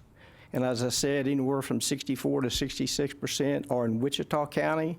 The rest are from the other 11 counties, including our primary county, our home-based tax base, which is Wilbarger County. That school was voted in 70. First classes were in 72. Quickly moved over to the population center. A very interesting thing in Texas, and y'all have had some great discussion today about workforce and technical education and CTE, is that while Wichita Falls has an outstanding four-year university, we have been for 45 years the provider of workforce development, workforce programs. Nursing programs are our largest programs, and so we do that part for that whole part of Texas. Do you have a football team? We do not have a football team. We have a rodeo team. How's that? Okay, good. That'd be athletic, sure. That's right. Any questions or comments? Yes. So is the maintenance tax rate the same as the main district tax rate? No, sir, that's why it's more palatable. By state code, the maintenance tax is capped at 5 cents per $100 of evaluation. My Wilbarger County residents currently experience the 7th highest tax rate in the state of the 50 colleges, which is 23 cents per $100 of evaluation. Gotcha, and I assume the maintenance tax is, if passed, is that revenue is limited to that jurisdiction. Yes, sir. Yes, sir. So it doesn't go into the pot, so Yes, to sir. speak. Just as I have to be very, as the president, I get cornered on this quite a bit. I have to be very cautious to make sure everybody understands and that we do this correctly. We don't spend any current Wilbarger tax out of Wilbarger County. So just like when if and when we pass this tax, we'll be sure to allocate that tax money only to that county. Got it, yeah, because I was not familiar with the maintenance tax concept, but it's kind of like a way to fund out-of-district service, I guess.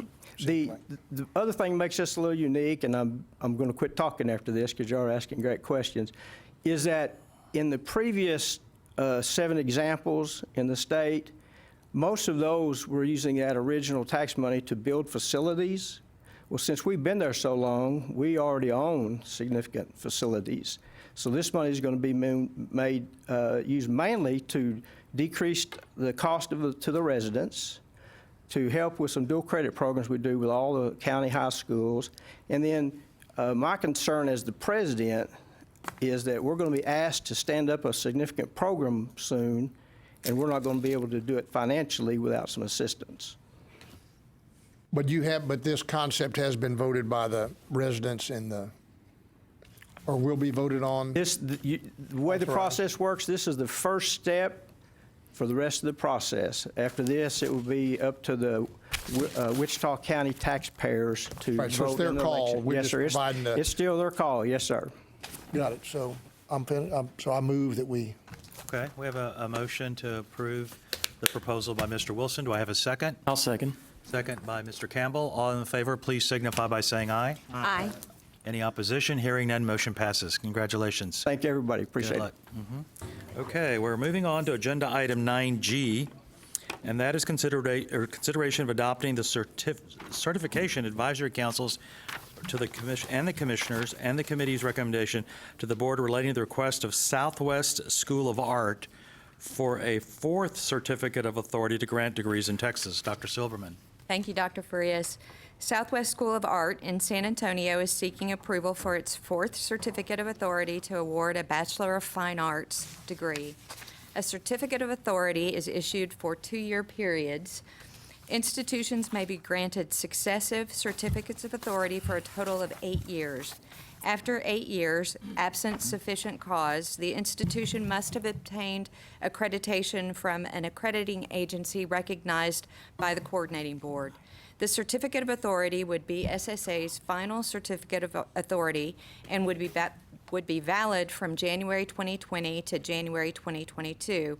The committee's recommendation to the board is for approval with the stated conditional requirements included in the board materials, primarily focused on ensuring that the institution keeps staff informed of any difficulties they encounter while seeking accreditation from SAC-COC. An institutional representative is here if there are any questions. Thank you. Welcome, Mr. Kevin Conlon. Thank you for having me. I appreciate the opportunity to talk. Would you like to give a presentation? Sure. My time with Southwest School of Art is about 2 years now. I joined the school in January 2018 when they were in the process of making an initial, not an application per se, but they were running their application by SAC-COC staff. And a few of the issues that were identified by SAC-COC staff prior to us going to the CNR committee were clarified. And we've since been working to rectify those issues with the intent on submitting an application shortly after our next audit, likely in early summer of this next year. Okay. Of course, Dr. Silverno had discussions about the fourth certificate, and so there's a lot of complexity to these certificates. As we know, and Commissioner, we're going to be working on that as a board, and we'll bring everybody up to speed on that. But any questions or comments from the board for our guest, Mr. Conlon? Here, I guess, so I don't really understand the certificate process, but it's not really my... I bring that up. No. That's not my question. Why does it take so long to get accreditation from SAC-COC? Is that, what's the process? I mean, because it just seems like, we have these number of institutions and it just takes forever. I mean, is that correcting deficiencies in the program, or is it going back and forth, or are they just bureaucratic and slow? Well, our primary obstacle has been one that's financial. As we've moved from an unregulated environment, operating just a school that offered community classes for youth and adults, to one that offered a BFA program, we had to shift our entire financial model and adopt new budgeting processes, new reporting processes, et cetera. And in the process of making those changes, we did not hit some of the check marks that are associated with SAC-COC qualifications for application. And that was the holdup for us. And so you kind of mentioned financial issues. Were they mostly financial, or were they also academic? We have no academic issues other than SAC-COC having some concerns about our consortial arrangement with the San Antonio Public Library. We have a very unique arrangement where they hold our collection for us up on the second floor. They're just across the campus from us, literally across the street. So our students use that as a resource. And we have a librarian on staff now that helps to sort of coordinate the needs of the students and faculty in the use of that library, both in terms of programming, but also in terms of managing the collection. So that was the only other obstacle that SAC-COC had. So by implication, they have a requirement that any school has to have a library. And you didn't have one, you used the one across the street. No, we had a library, sir. I apologize for not making that clear. We had a consortial arrangement with a library. We had a collection. We moved that collection to the library, entered into a partnership agreement with them. And their concern was that we did not actually have a librarian, somebody on staff. We've since rectified that by hiring a librarian. And so now our only barrier to accreditation is making sure that we have 3 years of finances that are what SAC-COC terms as being net positive from operations. That is, that our programming is demonstrably able to sustain itself. So, Commissioner, I don't know if this is really off topic or something, but it keeps coming up, this accreditation stuff. Anyway, it would seem like appropriate in future board meetings to maybe have a review, of SAC COC and accreditation process, because I know nothing about it, and anyway, I think it fits into the not the purview of what we approve, but rather it's integral to some of these approvals that we make. So I'd agree with you, Mr. Chairman. So a couple of things on that. One is, our new Deputy Commissioner for Academic Affairs is served on the board of SAC COC. So we've got sort of a unique inside perspective on some of these the operations and discussions. Of course, nationally, there's an important discussion just starting to bubble up about accreditation processes, and questions about, are they too focused on inputs and assumptions about traditional modes of delivery. And as we're working on streamlining our processes in Texas, I think it's really valuable for us to consider how we position ourselves in that larger national conversation. I think there are opportunities for us to engage directly with SACs and encourage them to update their processes so they could be a little more nimble. And this is for the school to continue to offer degrees with their fourth certificate of authority. We offer a single we offer a single Bachelor of Fine Arts. Is your microphone pressed? Is it on red? Because it's kind of hard to hear. I apologize. This is new technology to me. Okay, no I'm problem. an artist. We offer a Bachelor of Fine Arts degree in Fine Arts with 7 different emphases, but just a single degree. Okay. Thank you. Any comments or questions? Hearing none, do I have a motion to accept the proposal? So moved. Moved by Ms. Williams. I have a second. Second. Second by Ms. Schwartz. All in favor, please signify by saying aye. Aye. Any opposition? Hearing none, motion passes. Thank you for being here. Thank you.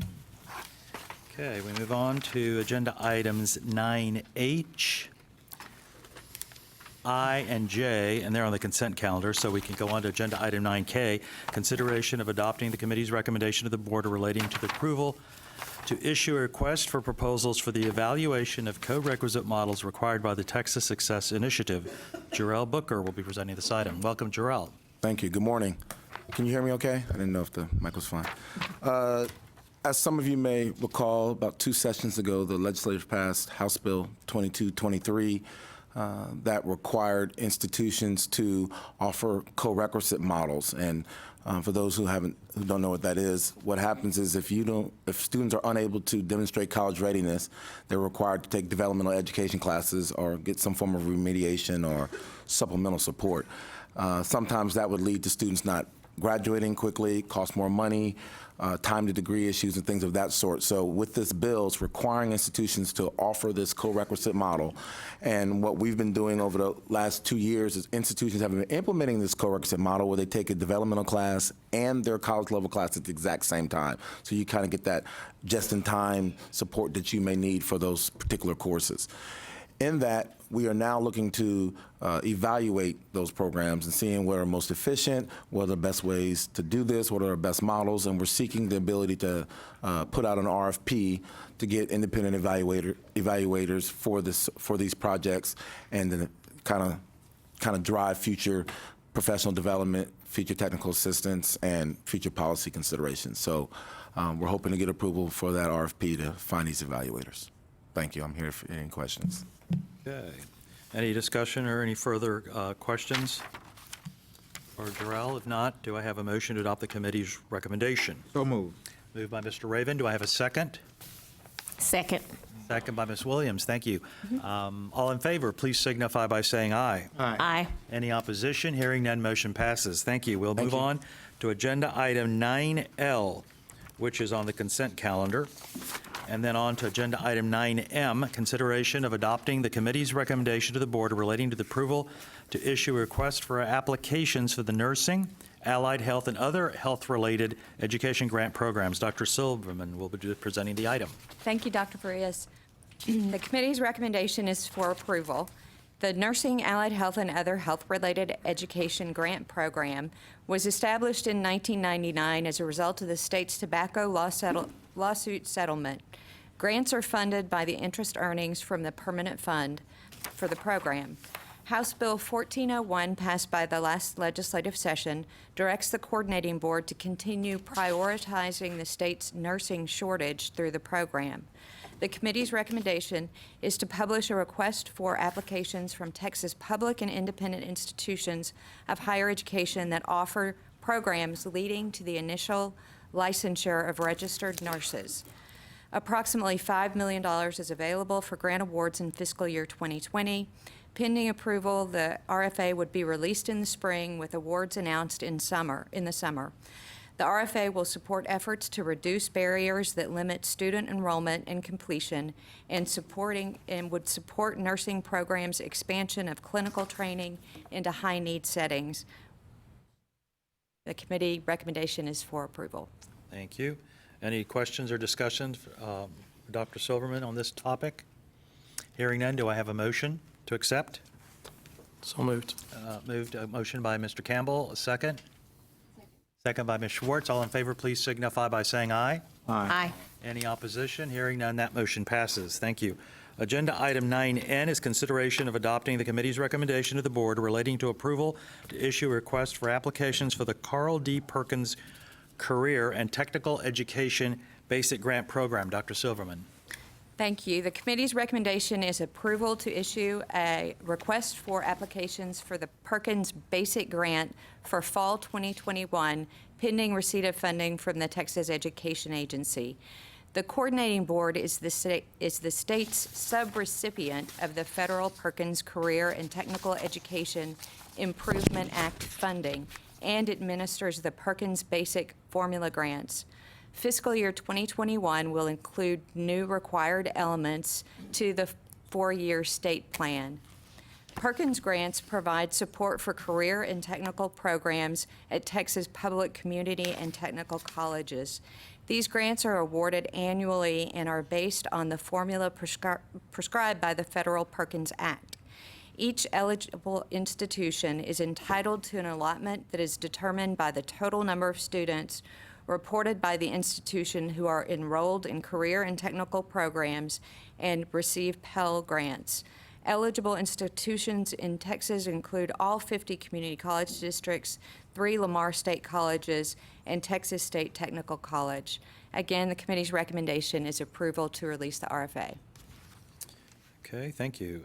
Any questions or discussion on this proposal? How many dollars are involved? Roughly $30 million are available for the entire Perkins project. For the state of Texas or everywhere? That's the coordinating board portion that comes over from. So we're delegated 30 million and then we. Right. Yes. And we have about 3 million of that go to leadership grants. And we do have some for administration of the Perkins grant as well. But the bulk of the money does go for the basic allotment. Great, thank you. Thank you. Any other questions or comments? Hearing none, do I have a motion to adopt the staff recommendation? So moved. Moved by Mr. Wilson. Do I have a second? Second. Second by Ms. Williams. Thank you. All in favor, please signify by saying aye. Aye. Any opposition? Hearing none, the motion passes. Thank you. We're moving on to agenda item 9O, which is consideration of adopting the committee's recommendation to the board relating to approval to issue a request for applications for the Carl D. Perkins Career and Technical Leadership Grant Program. Dr. Silverman. Thank you, Dr. Frias. The committee recommendation is for approval pending receipt of funding from the Texas Education Agency. In addition to the Perkins Basic Formula Grants, the board also provides leadership grants to support initiatives that align with federal and state goals. The committee's recommendation is to publish an RFA for fiscal year 2021. The state's public two-year colleges are eligible to apply, and the grants are competitive. In fiscal year 2021, there will be approximately $3 million available to award under the Leadership Grant Program. State leadership grants address overall advancement of career and technical education, address special populations, partnerships with educational agencies, workforce development boards, and others, and include a sustainability plan and budget for continuation of the project's activities after funding ends. Again, the committee's recommendation is for approval. Thank you. Is there any further discussion of the board? Hearing none, do I have a motion to accept the recommendation? So moved. Moved by Mr. Raven, a second. Second. Second by Mr. Campbell. All in favor, please signify by saying aye. Aye. Any opposition? Hearing none, the motion passes. Thank you. Agenda items 9P, Q, and R are all on the consent calendar. So we move to agenda item 9S, which is consideration of adopting the Information Technology Program of Study Advisory Committee's recommendation to the board relating to courses required for the Cloud Computing Program of Study. We have Dr. David Abarca, who's the chair, and Mr. Francisco Salinas, co-chair of the Information Technology Program of Study Advisory Committee, along with Dr. Robin Garrett, Deputy Chancellor, Academic and Student Success, Central Texas College. They will be presenting this item. And Dr. Farias, before they begin, I just want to make a few just introductory remarks. The next few items reflect the work of the Information Technology Program of Study Advisory Committee and include the Advisory Committee's recommendations on 4 workforce programs. The Information Technology Program of Study Advisory Committee was charged with identifying programs of study to be developed within the Information Technology Career Cluster. A career cluster is a broad grouping of occupations or workforce areas with related knowledge, skills, and abilities. A program of study is a sequence of courses students must complete in order to develop the foundational skills for an entry-level position in a workforce career or occupation. A student enrolled in a board-approved program of study at a community or technical college who transfers to another community or technical college receives credit toward the degree program for the block of courses transferred, and the credit applies to the program into which the student transfers. A table of the courses to be included in each program of study is provided in your board materials. And I will now hand this over to my colleagues. Welcome. Good morning. Good morning. We have had the opportunity in the past to address a new area. As you may or may not know, there's roughly 3 billion people in the world currently on the internet. Most of you, if not all of you, are currently using cloud services, whether you realize it or not. If you use Gmail or any of the other mail services, if you are doing online shopping, online banking, you are in fact using cloud services. If you would like for me to explain to you in detail about what exactly the cloud is and exactly how it works, that would take a much longer amount of time than I'm sure I have. But what we have done is we've gotten together, we have established through a series of well-orchestrated meetings that were also, we were very, very fortunate to have in attendance representatives from Amazon, Google, and Rackspace. And I helped us identify through direct questions exactly what were the skills required by incoming employees. What did they require them to know? I heard discussions earlier about apprenticeships and the opportunity to learn once they went to work for the company. And we asked those kinds of questions. Do they need to have a particular skill level? And most of them responded there was a minimum skill level, and then depending upon what they needed to do, each job came with a set of skills taught by the individual company to the individual person to complete their actual job needed within the organization.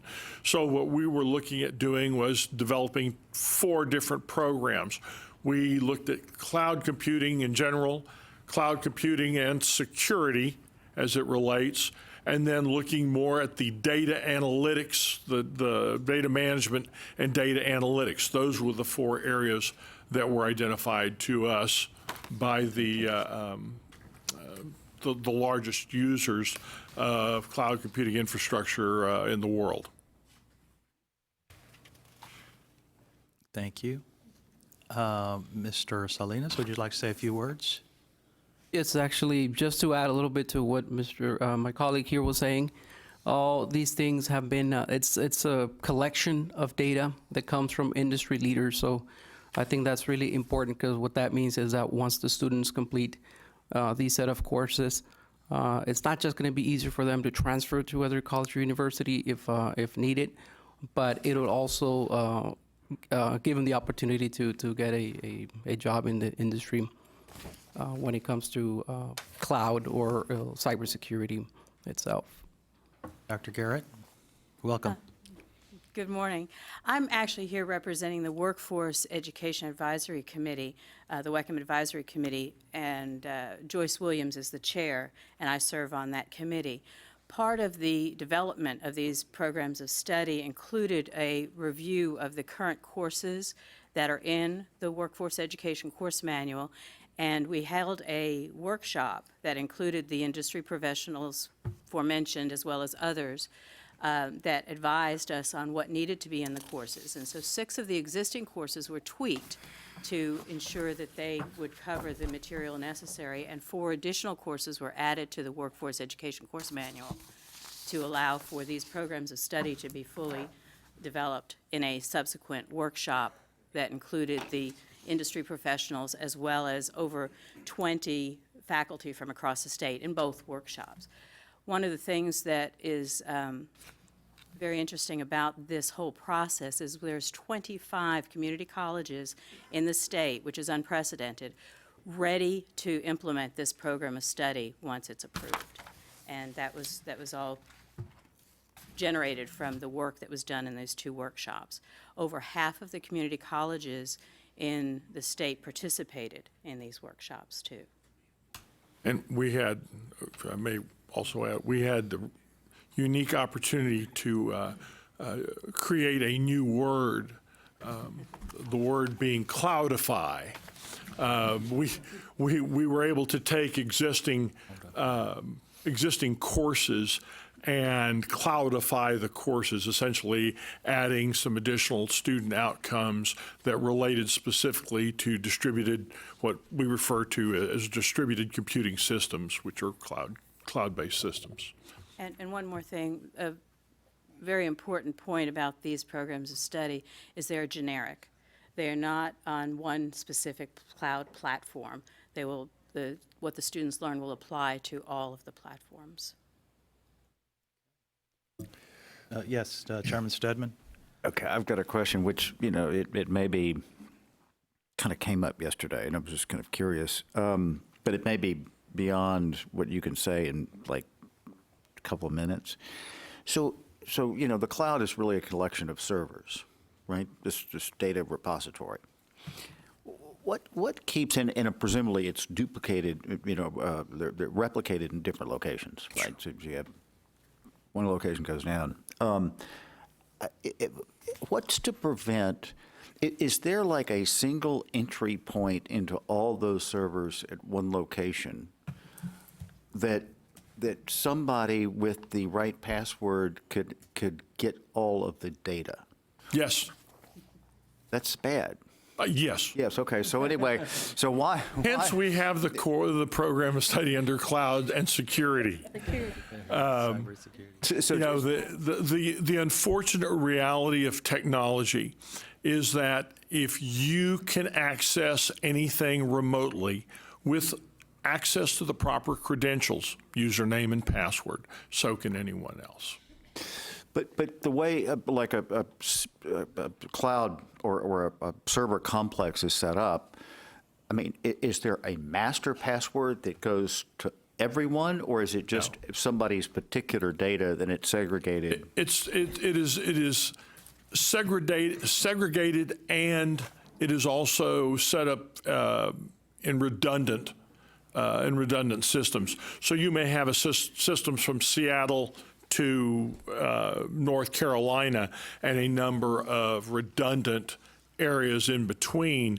And the way the World Wide Web works is at any moment it's going to find perhaps not the shortest path between you and whichever one of those locations is designated. It's going to find its way into one of the systems, and then redundantly, it's going to be moved out to all the systems almost instantaneously. So part of your course recommendation is this security. So you make sure that those credentials are robust, they're changed, all that stuff. So because that's a big deal. All the practical things that we should be doing with our AOL accounts and bank accounts and credit card accounts every day. Yes. Got it. All right. Thank you. Thank you. Any other questions? Is it time to take a break so everybody can go change their passwords right now? Mr. Wilson? No, go ahead. Okay, Ms. Schwartz? Thank you. It seems with the pace of change happening in IT, which has been unprecedented, and I guess in any industry in history, I think this partnership with industry to make sure that the curriculum being developed is applicable today. The question I have is, given the pace of change, how often are we reviewing other IT curricula and making sure that they stay up to date, and even these in 5 years may be outdated? I've had the opportunity to work multiple times with WECM. Until recently, Del Mar College was, in fact, the state skill standard-based institution for both networking and cybersecurity. What we teach is primarily foundational skills. The foundational skills do not change. The application of the technological foundation changes quite frequently, but the foundational concepts do not change. It's still the same ones and zeros that they started with back in the But 30s. adding to what he's saying, I mean, and answering to your question, I agree with you. It is critical. So, we're constantly looking at different things, at the different trends, and all these changes, of course, need to be taken into consideration, and we do take them in consideration. So, sometimes you have to create new courses, sometimes even from scratch, right? Because those need technologies that don't exist. Like you said, 5 years ago, technologies were totally different. So, of course, there's nothing that's going to like for us, for colleges or universities to use. So as we go, we have to be developing, and all this development that we do for our courses to teach our students the latest and greatest technologies, it has to be, we've been blessed, I guess, to have industry leaders that are always helping us, and they give us that feedback. So everything that we develop for our students is based on the feedback that we get from the people that are using these technologies in the industry. So and the reason we do that is, of course, so we can stay relevant, and our students are learning these new techniques that we're talking Mr. Anwar? Yeah. Let me share my personal experience with you guys. I went to Russia last summer, and I was trying to get the tickets to the World Cup final. So apparently I made some calls. One was my friend President George Bush, other was John Bolton at the White House. Ever since, my telephone never works. This is my 6th telephone. They hacked my numbers. They have messed it up. So there is nothing secure about iCloud or anything. I talked to the Secret Service at the White House.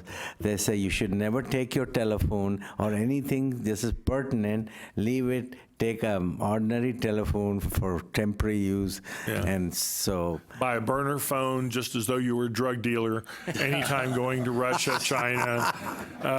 That's just practicality. I do want to share with you all one other thing that we did. We did have the opportunity to ask each one of those technical leaders, what were the interview aspects of incoming employees? None of them ask technology-based questions. So from the changes in technology that are ongoing, they will change that. They will provide that to their employees. Most of what they asked were the one thing that our millennials lack, which is soft skills. How well do you work in teams? Because you're going to be working on projects in teams.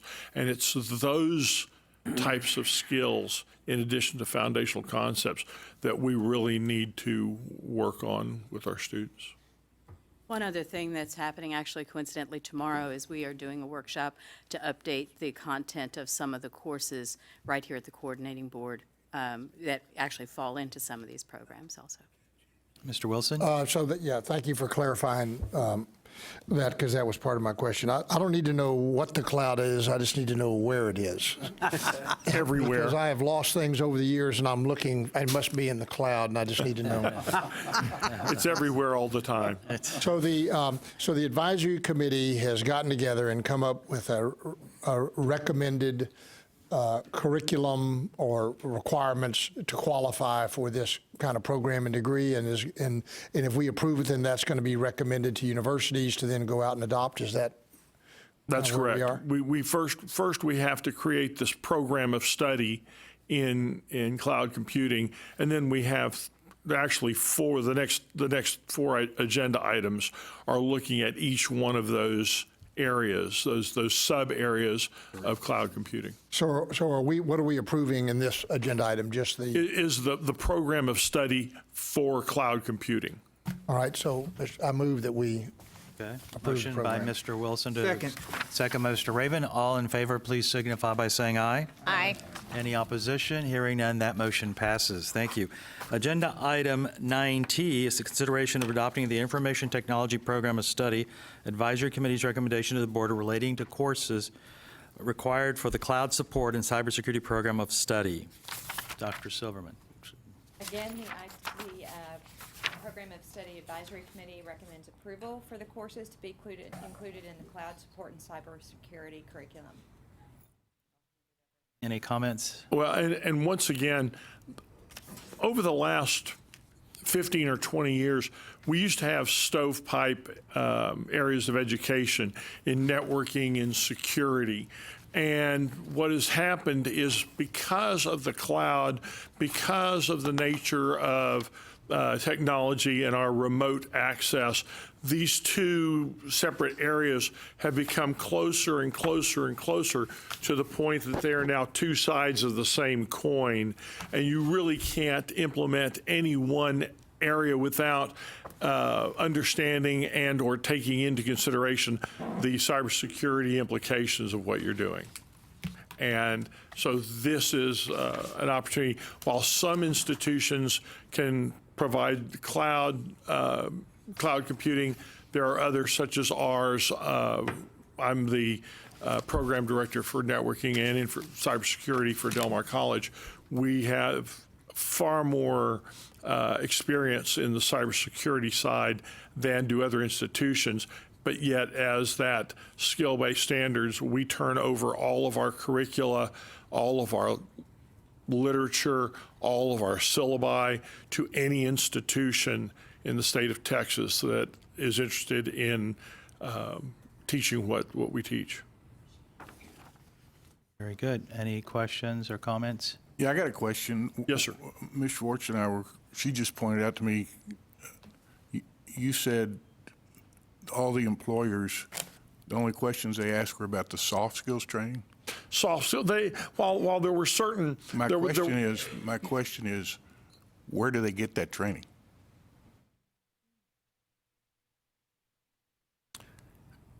From individual instructors. There's really not a soft skills course.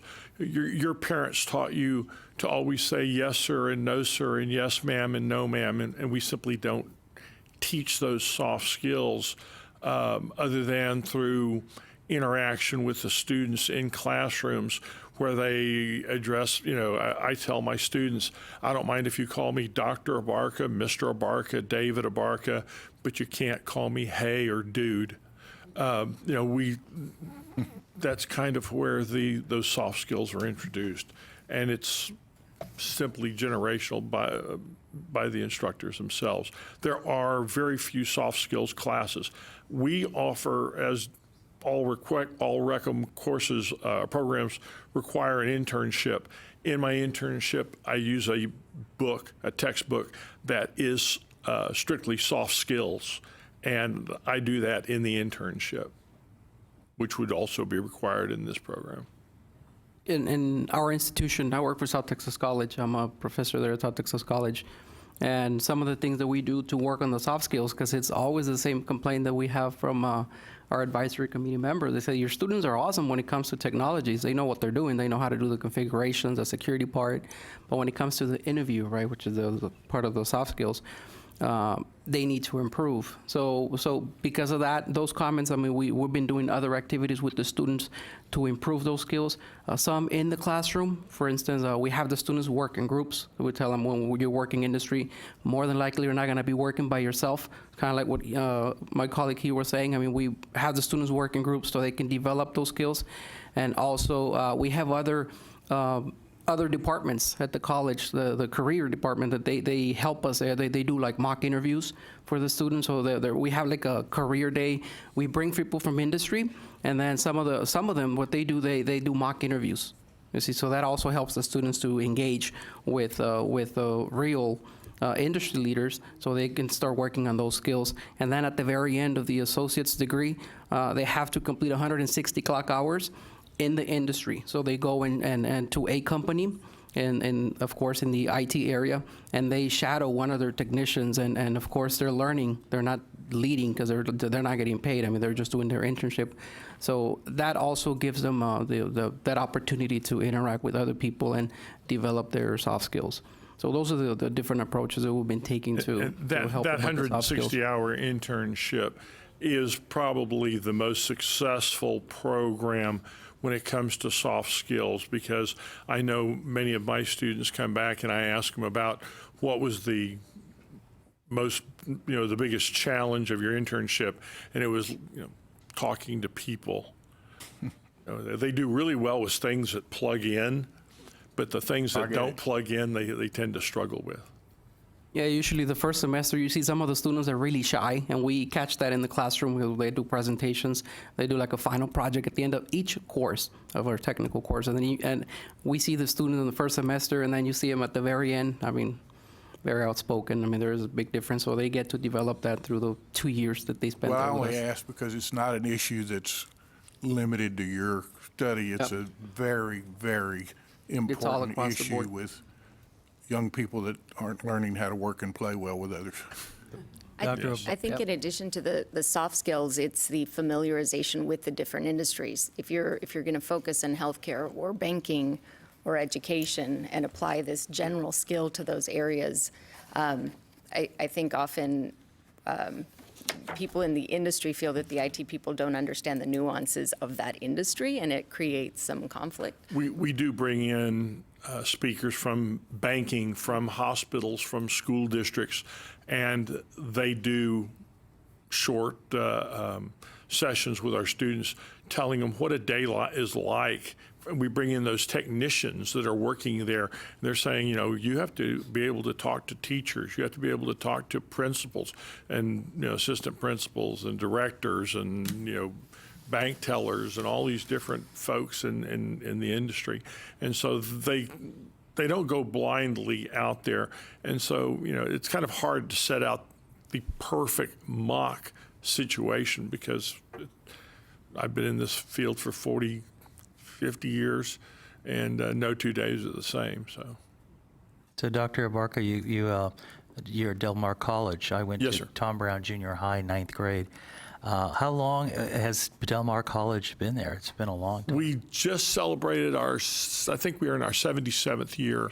I know. I mean, it's been a while since I was in 9th grade, but that's in Corpus Christi. For those of you that don't know, Del Mar College it's got a great history in Corpus Christi. And Mr. Salinas, I'm from McAllen. Which STC campus are you with?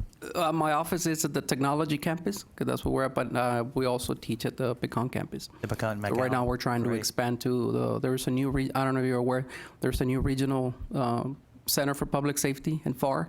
Yes, I was there with the governor. Yeah, we're building a cybersecurity lab there in the regional center, Yes. because we want to do trainings and Work for with the Border Patrol and all Yes, public sir. safety. Yes, the governor was there. Yes, sir. I was there with him when we did the opening celebration. With So Dean that's- Reyna, Dr. Yes, Reed. yes, Yes. Dr. Yeah. Shirley Reed. Yeah, I and work Dr. with Dean I know Reyna. them Dean well. Tell Reyna is them I say hello. my supervisor. Yes, yes, very good. Thank you for all the work that y'all do. In fact, I Mr. was Campbell, yes.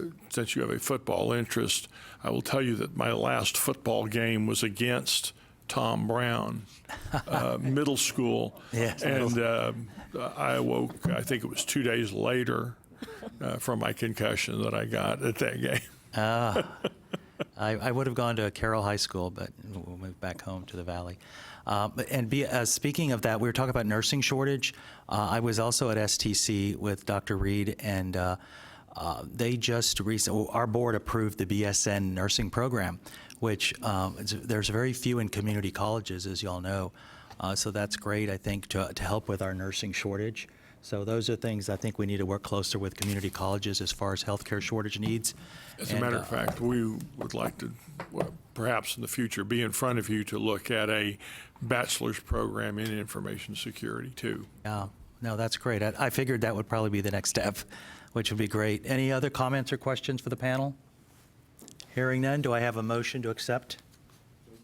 Second. Motion by Mr. Torn, second by Mr. Raven. All in favor, please signify by saying aye. Aye. Any opposition?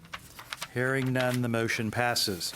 Two more on the topic with the same panel. The first one is Agenda Item 9U, consideration of adopting the Information Technology Program of Study Advisory Committee's recommendation to the board relating to courses required for the Cloud Computing Data Science Program of Study. Dr. Silverman. The IT Program of Study Advisory Committee recommends approval for the courses to be included in the Cloud Computing Data Program of Study curriculum. Comments on this That's what the program? cloud holds, is data. Just data? Okay. Any questions or comments on this one? Second. Okay, motion by Mr. Wilson, second by Mr. Raven. All in favor, please signify by saying aye. Aye. Any opposition? Hearing none, the motion passes. Agenda Item 9V is consideration of adopting the Information Technology Program of Study Advisory Committee's recommendation to the board relating to courses required for the Cloud Computing Data Analysis Program of Study. Dr. Silverman? Thank you, Dr. Farias. The IT Program of Study Advisory Committee recommends approval for the courses to be included in the Cloud Computing and Data Analytics Program of Study curriculum. Any comments by the panel on this one? So moved. Second. Motion by Mr. Raven, second by Mr. Anwar. All in favor, please signify by saying aye. Aye. Any opposition? Hearing none, motion passes. I'd like to also thank you all for being here and congratulations. Thank you. And I'd like Ladies and to gentlemen, we appreciate it. thank you for coming here from Corpus and the Valley, McAllen. And Ms. Garrett, where are you? Central Texas College, where is that exactly? In Killeen. Killeen, Right across oh. from Fort Hood. Good, one of my good friends, eye doctor friend like me, lives in Killeen, so I know it well. Very. Thank you all very much for being here. Thank you. Dr. Silverman, I want to thank you for all the hard work, Mary as well, for our committee, helping us on this committee. This committee, we go through it seems like pretty quickly, but let me tell you, there's a lot of detail work and a lot of work that the staff does. So I want to compliment the staff for all the work that they do to prepare for these proposals. As Chairman Stedman and Commissioner and I have talked about, this is a really important area of the coordinating board approving programs, degree programs, and there's a lot of time that the institutions and everyone puts into it, and the staff as well. So I wanted to let you know that thank you, and we appreciate the work that you all do. Thank you so Mr. much. Chairman, this concludes the committee report for the Academic and Workforce Success Committee. And the Thank- rocks cried out. I'm sorry. Anyway, thank you, Dr. Farias, and I want to thank both chairmen, Chairman Anwar and Chairman Farias, for moving this along and getting us right on time. The next item on our agenda is always my favorite, and this is particularly special today. We have an update on the implementation of House Bill 3, the 86th legislature, and implications for higher education. We are honored to have Commissioner Mike Morath here with us today to present that topic to us and answer questions. Commissioner Morath, thank you for taking time out of your very busy schedule to join us today. I think as you know, higher ed and public ed or K through 12 are joined at the hip, and it's including, we've had discussions this morning about the role of the Workforce Commission, the tri-agency initiatives, and so anyway, it's an honor to have you. Welcome. Thank you. Thank you, board members. It's an honor to be here. Thank you for the invitation. I will say it has been, I had a tremendous privilege working with Dr. Paredes the last 4 years of my tenure, and I'm very honored to work with Commissioner Keller in the new role. He has brought an energy to our tri-agency work that is phenomenal, brings tremendous strategic insights. It's very exciting to see the new leadership team announcement today. So it's always a pleasure to talk to him and interact with him. And our work, even in the first couple of months that he's been here, we've worked to tighten our integration in all the areas where our work overlaps, which is a significant number of areas. So I'm very optimistic about the future. And more so because of House Bill 3. So if you like the segue, so let me just start with a high-level paint the picture of student performance in Texas today in the K-12 system. So as I'm sure you're well aware, in both higher ed and in K-12, we have a sort of never-ending sea of data points that we can look at. And it is sometimes difficult to make sense of broad trends in performance with all of the competing and sometimes conflicting data points.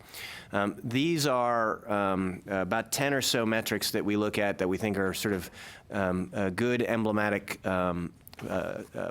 pictures of aggregate performance. And so I'll just walk through this bar chart with you that you see over there on the big screen.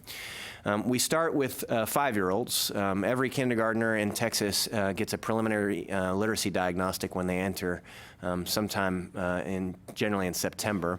And each one of those diagnostics provides an overall determination of is the student ready for kindergarten lessons in literacy. So you think your letter sounds, the stuff that you're going to do. And right now, 52% of kindergartners are ready for kindergarten. That is 5% higher than it was last year. And that number in and of itself, we could spend the rest of our time today talking about, because ultimately, until we drive that number up in terms of readiness, what we're doing is making the job of ensuring that the system works writ large very difficult. Because you can imagine how challenging it is if you have a 5-year-old that is, say, a year behind developmentally. While they're in kindergarten, the teacher has to get a year and 3 months worth of gain out of them. In first grade, that has to happen again. In second grade, that has to happen again. And in third grade, that has to happen again. And if that level of perfection happens, then we have got that kid caught up. We look at these performance numbers not just to get an aggregate sense of performance, but to inform action planning, because our job is to make our students better prepared for success in this country, and it requires a real system-level commitment. Fast forward, say, 4 or 5 years after the pre-K experience, where you're viewing what happens from that in kindergarten readiness. Third grade reading and third grade math, slightly under half of our students are on grade level in reading and math, although you can see that is up 2 percentage points year over year. Fast forward 5 years after that, and we're now north of 50% of students who are meeting grade level standards in reading and mathematics. The SAT or ACT bar is, you'll notice, noticeably low on this chart. Just to be clear, that is not the TSI threshold. We have defined in Texas, for the purposes of placing out of remedial education, being able to take college classes for credit, it is a 10-10 on the SAT and I think a 21 on the ACT. However, the SAT's data and the ACT's data are based on the correlation between performance levels and student success.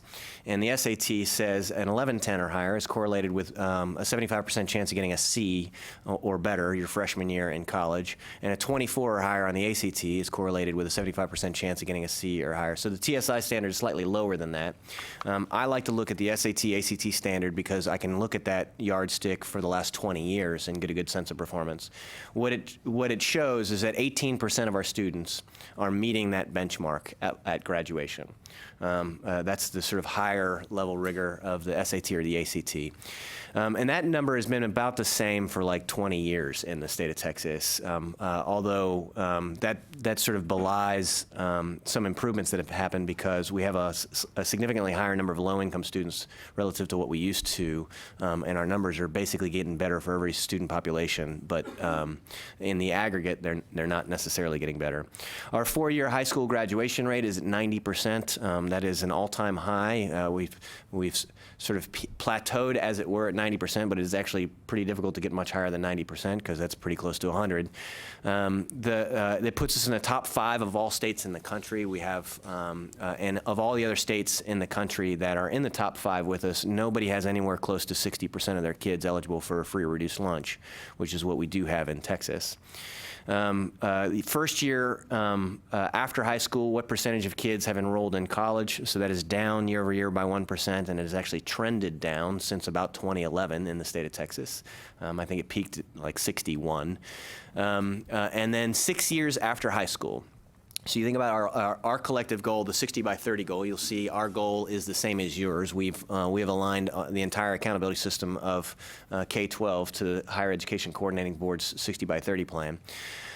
So we want 60% of young people to have earned a credential, be it a trade credential, an associate's degree, a bachelor's degree, between their 25th and 34th year of life. That's what we're measuring with the 60 by 30 plan. Well, we're trying to make sure that coming out of K-12, we're working towards that same goal. So 6 years after high school graduation, so we're talking 24-year-olds, what percentage of high school students have obtained either a 4-year bachelor's degree, a 2-year associate's degree, or a trade credential? And we measure that, by the way, wherever they are, so they could leave the state or stay in the state. And that number is 32%, a number that has been largely unchanged for quite some time.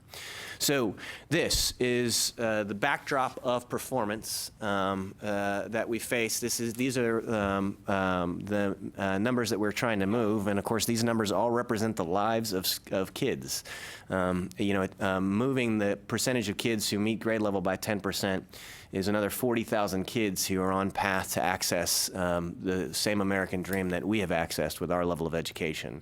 So we're pretty intentional about trying to improve performance for students. And House Bill 3 is one massive shot in the arm for that. The last bit I'll talk about on performance before we get into House Bill 3 specifics is we analyze the performance of all of our K-12 schools on a tiered scale. The nomenclature is very simple for the public, A through F. And what you see here is the distribution of campuses last year and the distribution of campuses this year. So year over year, we have seen improvement in the broad distribution of campuses around the state, and that's consistent with those percentage increases that you saw on the prior page. So this is good news. Perhaps the most compelling piece of information you're going to get out of our performance review is that if you look at extremely high poverty campuses, I think we can all agree that if you have the choice, choose rich parents. But since we generally don't have that choice, we need to make sure that our system of education is delivering good outcomes regardless of family circumstance. And can we ensure that we are delivering an educational opportunity for kids from predominantly low-income backgrounds that equips them for the same level of success as kids from upper-income backgrounds?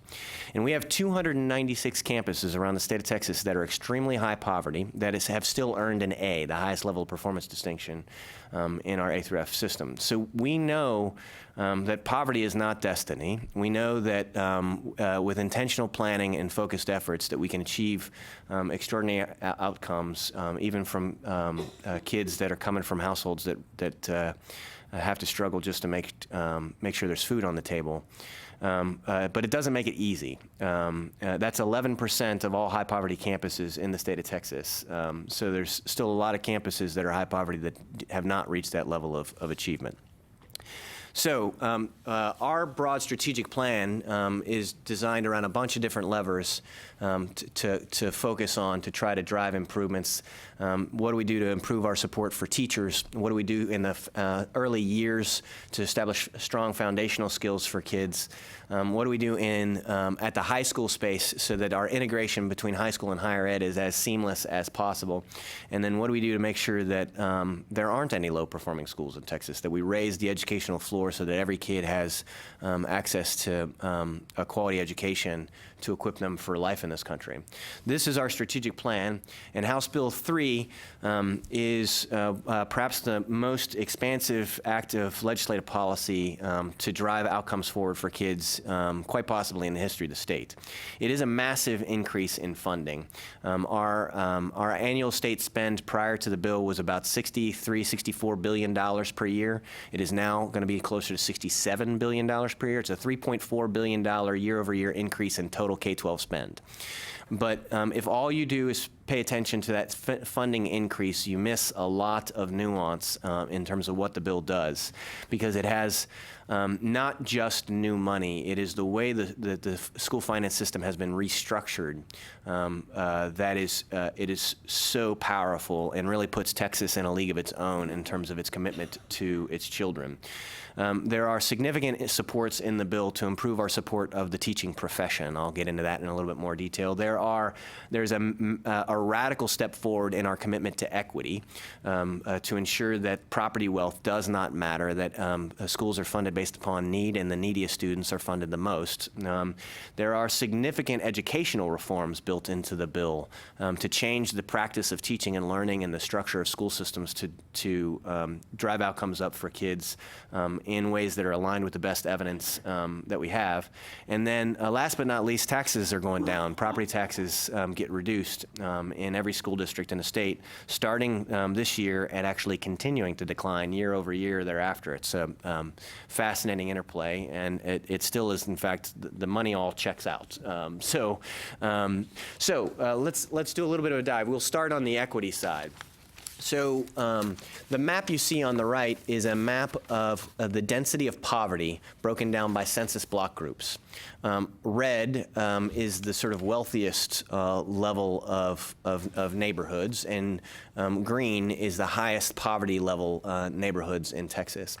What the state did was, for students who are low income themselves, the state increased funding for all of those students by I can't remember exactly how much, but I think the low end was about $1,000 per kid. So year over year, for every low-income student in Texas, there's about $1,000 more on the table for them. But if they're from the most extreme poverty neighborhoods, think about a neighborhood where the sort of ratio of felons to college graduates is upside down. It's actually about $1,700 more money for kids that are coming from those neighborhoods. So it's a tiered structure designed to get the most financial resources to the places that are in the most need of those financial resources. This is an unprecedented structure of distribution of funds for low-income kids, not just in Texas, but nationally. I mean, I'm driven to do this work because I love children, but also because I am governed by a creed that says that you do for the least of my brothers, you do for me. We have a school finance system that is built around that creed. It's quite remarkable. In addition, there were a number of underlying mechanical changes in the system in terms of ways districts would receive funding that were sort of flukes of a variety of circumstance. Did an ExxonMobil plant happen to be built in your ISD? Was median wage data in 1987 higher or lower in your particular ISD? These flukes of the system drove some inequity in terms of how students were funded. Virtually all of those have been eliminated, so that every student in Texas is funded based upon the need of the student, not based upon some sort of property wealth characteristics of the district. And when you consider the level of equity that exists in the Texas school finance system as a result of House Bill 3, there's likely nothing that compares to it nationally. There are kids roads in New Jersey where you can cross the street and a kid is magically worth an extra $20,000 in the school finance system. And that just does not happen in Texas. We fund students based upon student need, not based upon district characteristics. There's a couple of exceptions to that, but they're fairly minor and they're actually rational. Moving past the equity picture, let's talk about what we've done for teachers. So there's been a massive infusion of resources devoted to teacher salaries. So if you think there was a $3.4 billion increase in net spending in Texas, the legislature said devote at least a third of that to teacher pay increases. So we've increased teacher pay throughout the system by an aggregate of about $1 billion this year, actually more than that because most districts did more than that. And the minimum salary schedule went up by as much as $9,000. So for districts that are subject to the minimum salary schedule, which is districts in rural Texas, we've seen a significant raising of teacher salaries. But more so than that, there is a new incentive funding system for teachers in the system that has been designed with the goal of getting Texas teachers to reach six-figure salaries while they still are practicing classroom teachers.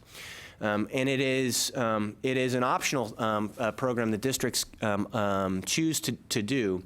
And it's basically, if you will commit to really identifying the level of performance of your talent, can you differentiate from average, from good, from great, from truly outstanding? And if you're committed to equity, putting your most effective teachers in your neediest schools, your highest poverty schools, your most rural schools, you will draw down significant amounts of new money from the state for each one of those teachers. And the funding infusion ranges from $3,000 to $32,000 per year per teacher. That is not a small amount of money to give somebody a pay raise. And again, it's designed with an equity lens. So if for those of you familiar with the Dallas area, I can compare the tale of two cities, Highland Park ISD and Dallas ISD. Median home value in Highland Park ISD is about $1.4 million. Median home value in Dallas ISD is at least one digit less than that. So what happens for the highest performing teachers in Highland Park is they will get a funding infusion from this incentive, but it'll be on the lower end of the spectrum, the $3,000 to $4,000 range, $6,000 to $7,000 range, $12,000 to $14,000 range. Those same teachers, if they're teaching in one of the highest need schools in Dallas, they're $9,000 or $18,000 or $32,000, which is a very big change in the compensation system because the way that the system works now is basically to pay teachers the same regardless of where they teach. And so not all teaching assignments are equally difficult. So this is again, it's a huge boon to the teaching profession because if we can pay our professionals close to six figures or six figures or more, we're going to keep them in the classroom a lot longer than we otherwise might. But we will also be ensuring that our talent distribution is focused on this issue of the achievement gap in a way that it just doesn't happen in any other state in the country. I think we sometimes lose sight of the fact that it is not dollars that pay kids. It is what the dollars buy, and the dollars buy teachers. And ensuring that we have the best resources in our neediest schools is the fastest, most surefire way to address the achievement gap. So again, the commitment that the legislature has made to equity is, I think, unparalleled in the country, and incidentally, not something they get much credit for in the broader media. There's also additional support for teachers. When we think about onboarding people to this profession, teaching is the hardest job I've ever been exposed to. I ran a software company for a decade. I can tell you it's much easier running a software company than it is running a school.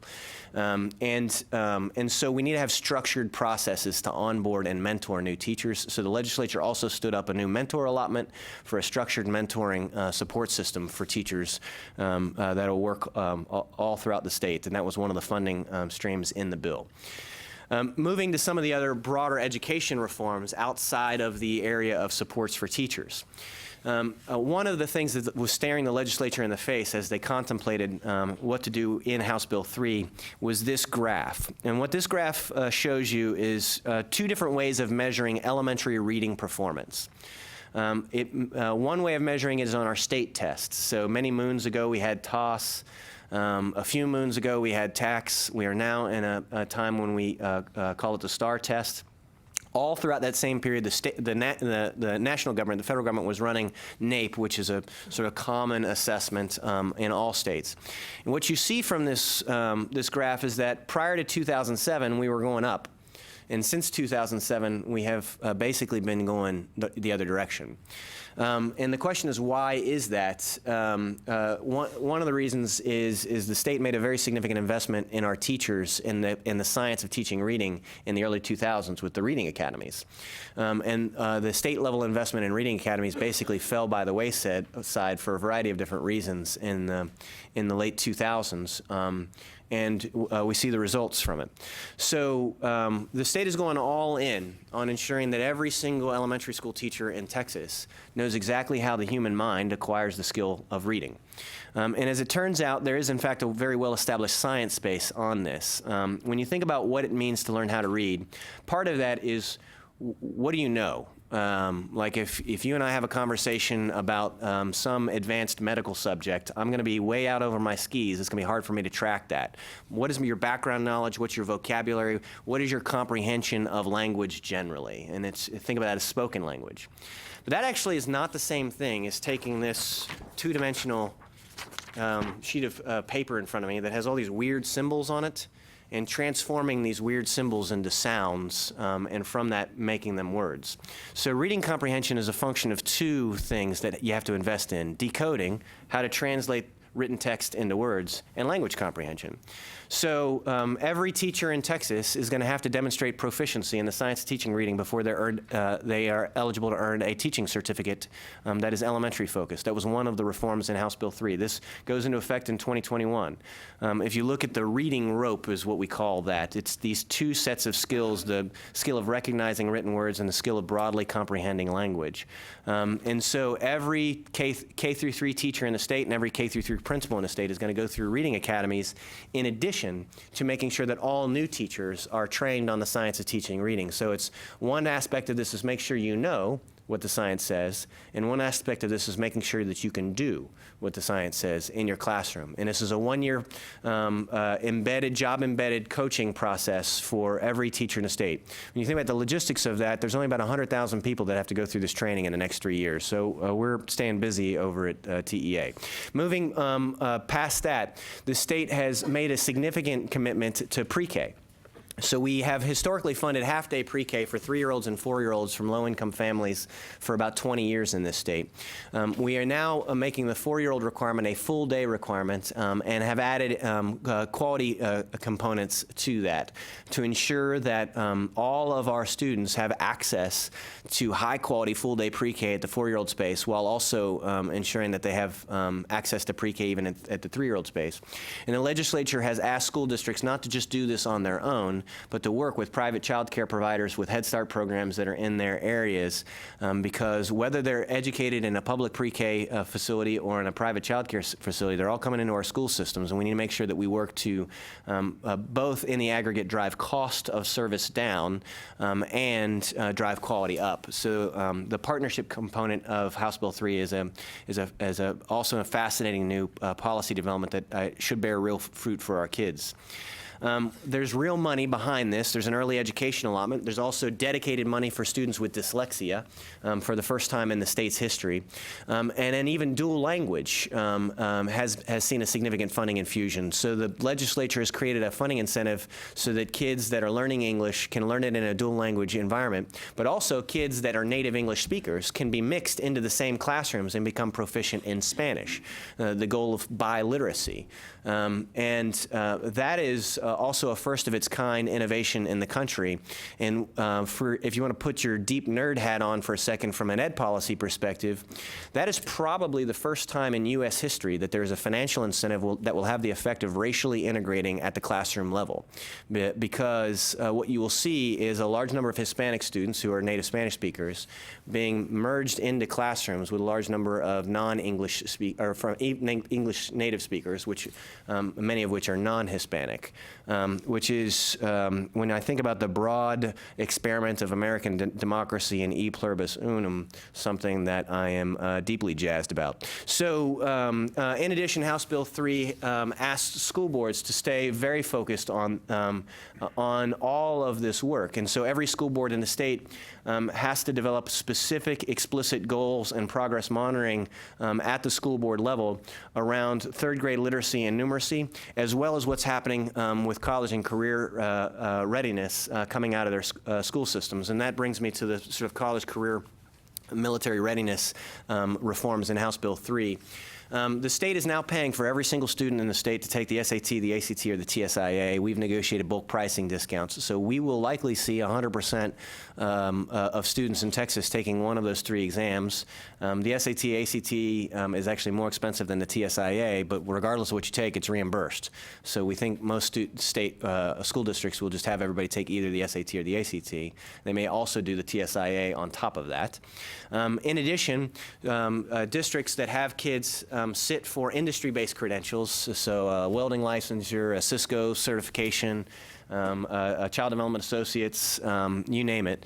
If the student passes that exam, regardless of the cost of that exam, that's also now paid for by the state. So this will encourage a lot more students to sit for those credentials that are deeply meaningful for their job prospects. Every student in the state must fill out the FAFSA form in order to graduate, or fill out some sort of I don't want to fill out the FAFSA form. So that is going to significantly increase access to student financial aid, especially for first-generation college students in the state of Texas. There is tech apps, which was typically not funded under the CTE funding formula, is now funded. So computer science is getting extra CTE funding. And CTE funding has been brought down to 7th grade in the state of Texas. And on top of that, for districts that are morphing their high schools into a P-TECH model, which is an early college high school plus trade model, there's an extra $50 a kid for them to do that. And that's what you see here is the growth of early college, high school, and P-TECH and T-STEM over the years. And so you now have this $50 funding incentive for districts to do this per student. So we should see a significant increase in the rate of P-TECH adoption in the state, which is deeply meaningful because some of our P-TECH high schools are on pace to give 40% of their kids associate's degrees at the time of graduation. And nothing says you're college ready like you've already finished. So the this is a major change, but I would say that one of the biggest financial changes in the bill was the creation of an outcomes bonus for obtaining college, career, military readiness for kids. So low-income kids who obtain college, career, or military readiness at time of graduation result in a $5,000 success bonus being given to their districts. Upper-income kids result in a $3,000 success bonus being given to their kids. And every single special education student who obtains college, career, or military readiness by the time they graduate generates a $2,000 success bonus for their districts. So this will have a significant effect on operations because the definition of college ready, just as a frame of reference, under this statutory framework is not only do you meet the TSI threshold on one of those tests, but also you have to have actually enrolled in college and be taken in attendance in October when they do attendance. So this will create a degree of collaboration between higher ed and K-12 like has never been seen before because K-12 systems are paid to do that. So it's a big, big shift in the incentives of the school finance system. On the continuing the conversation on special education in particular, mainstream funding for special education students was just increased in the aggregate. Again, dyslexia funding was established, and a large number of our students with dyslexia are actually students that are served in a special education setting. And then you get that $2,000 success bonus for every single college, career, military-ready special ed student. So a lot of stuff to reform public education. But wait, there's more. So in addition, we have known since about 1970 that our structure of the calendar is not good for kids. We teach them for about 180 days, then they leave us for about 3 months. They come back to school, and what happens the first month of their next school year? Well, we got to reteach everything they forgot over the summer. The data's been extremely clear for a long time that our approach to the school year is is not good for kids. It is particularly not good for kids from a low-income background, because if you are walking, if you go back home and it's like a single mom and she's working all the time, what language exposure, what experiences are you having in the summer? I mean, my kids, we're going to put them in math camp and science camp and, you know, music camp all summer long. But that's just not possible for a lot of families. And so we actually see a bifurcation between the haves and the have-nots because of this summer break that gets worse over time. So the legislature says, all right, if you want to add 30 days to your instructional calendar, we will fund it. And when you think about this scale of change of House Bill 3, not only are we working to get teachers to six-figure salaries, not only are we working to make sure that all of our teachers are grounded in the science of teaching reading in all of our schools, not only we are seeing a significant commitment to equity, but you know, the last time we did something with the school calendar in this state was like 1890. So this is a very big change. It's optional. School districts get to choose to do this locally, but the impact that this could have educationally is nothing short of spellbinding. So this was another one of the changes of House Bill 3. And one of the hidden stories of House Bill 3, yes, we increased immediate funding by $3.5 billion per year. But if districts respond to all these incentives that have been created, there's another $4 billion per year on the table that they can access as a result of this new school finance system. It's a very big deal. And that change, again, the funding an extra 30 days of elementary school is a large financial infusion. It can significantly increase teacher pay across the board in elementary school, while also really transforming the educational experience for kids. And last but not least, what does this do to taxes? So the tax structure before was generally most people in Texas paid about $1.04 per $100 of assessed value of property taxes to their local school district. And in some districts, it was $1.17. There's also additional rates of taxation for paying off debt service for buildings, but this is just the operational side of the house. So this framework, where it's sort of $1.04 is the center of gravity and capped at $1.17, all went down. So the center of gravity is now at about 97 cents, and the cap went down to $1.10 this year. So everybody's taxes from a rate perspective got compressed. And then each year thereafter, it will continue to go down because if your values grow by more than 2.5%, the rates just sort of float down, which is a very logical process. Like if my tax base is getting a lot bigger, I should be able to bring rates down just a smidge and even like increase my overall funding. That has not historically been true in the school finance system. It is now true because of the structural reforms in the school finance system. So a huge win for property taxpayers as well. And it creates a balance between the amount of money funded by the state legislature and the amount of money funded by local property tax, unlike we have seen really in the last 50 years in the school finance system. So. Now you know everything there is to know about House Bill 3. This is a very complicated bill. It's 300 pages. We've created a website to explain all of this to whomever wishes to see it, tea.texas.gov/HB3. We actually did a video series, a deep dive on one aspect of the bill, because any aspect of the bill, there's a lot of meat to it. We started that deep dive in late June. We just released our last video. These came out once a week. So it was 6 months worth of videos, deep dives, to explain what's in the bill. That's how comprehensive this is. You are welcome to go watch those videos. They're all posted. I think they're fascinating. My wife thinks they're less fascinating. But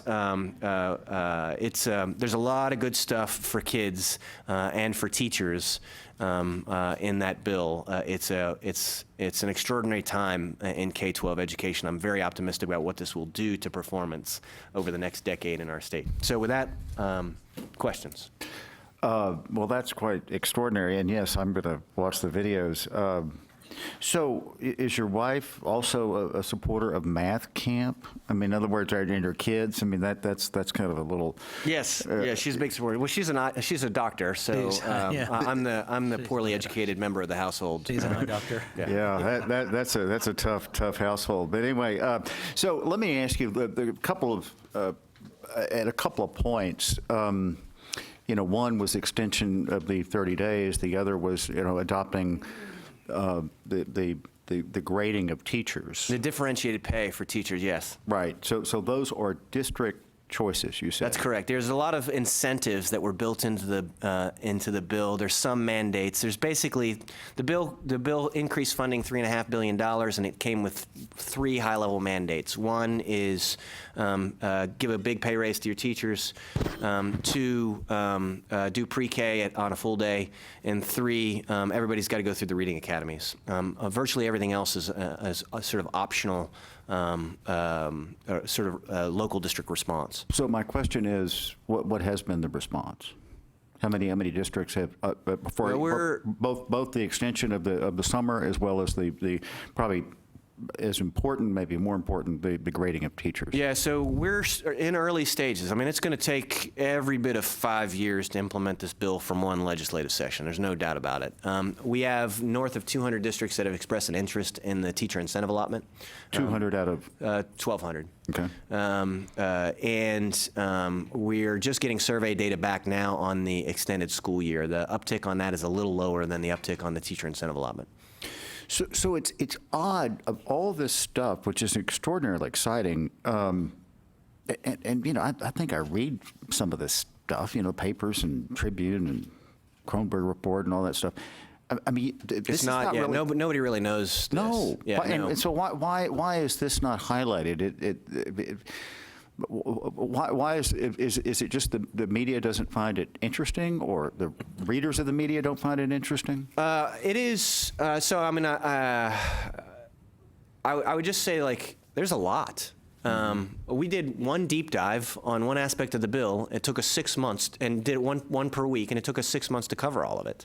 So I think the only way you can really make sense of this to the public is if you're writing a series of stories on this. I mean, I just blurted out to you everything the bill does in if you guys remember those Micro Machine Man commercials from the 80s where the guy's talking really fast, like that was a very quick overview of House Bill 3.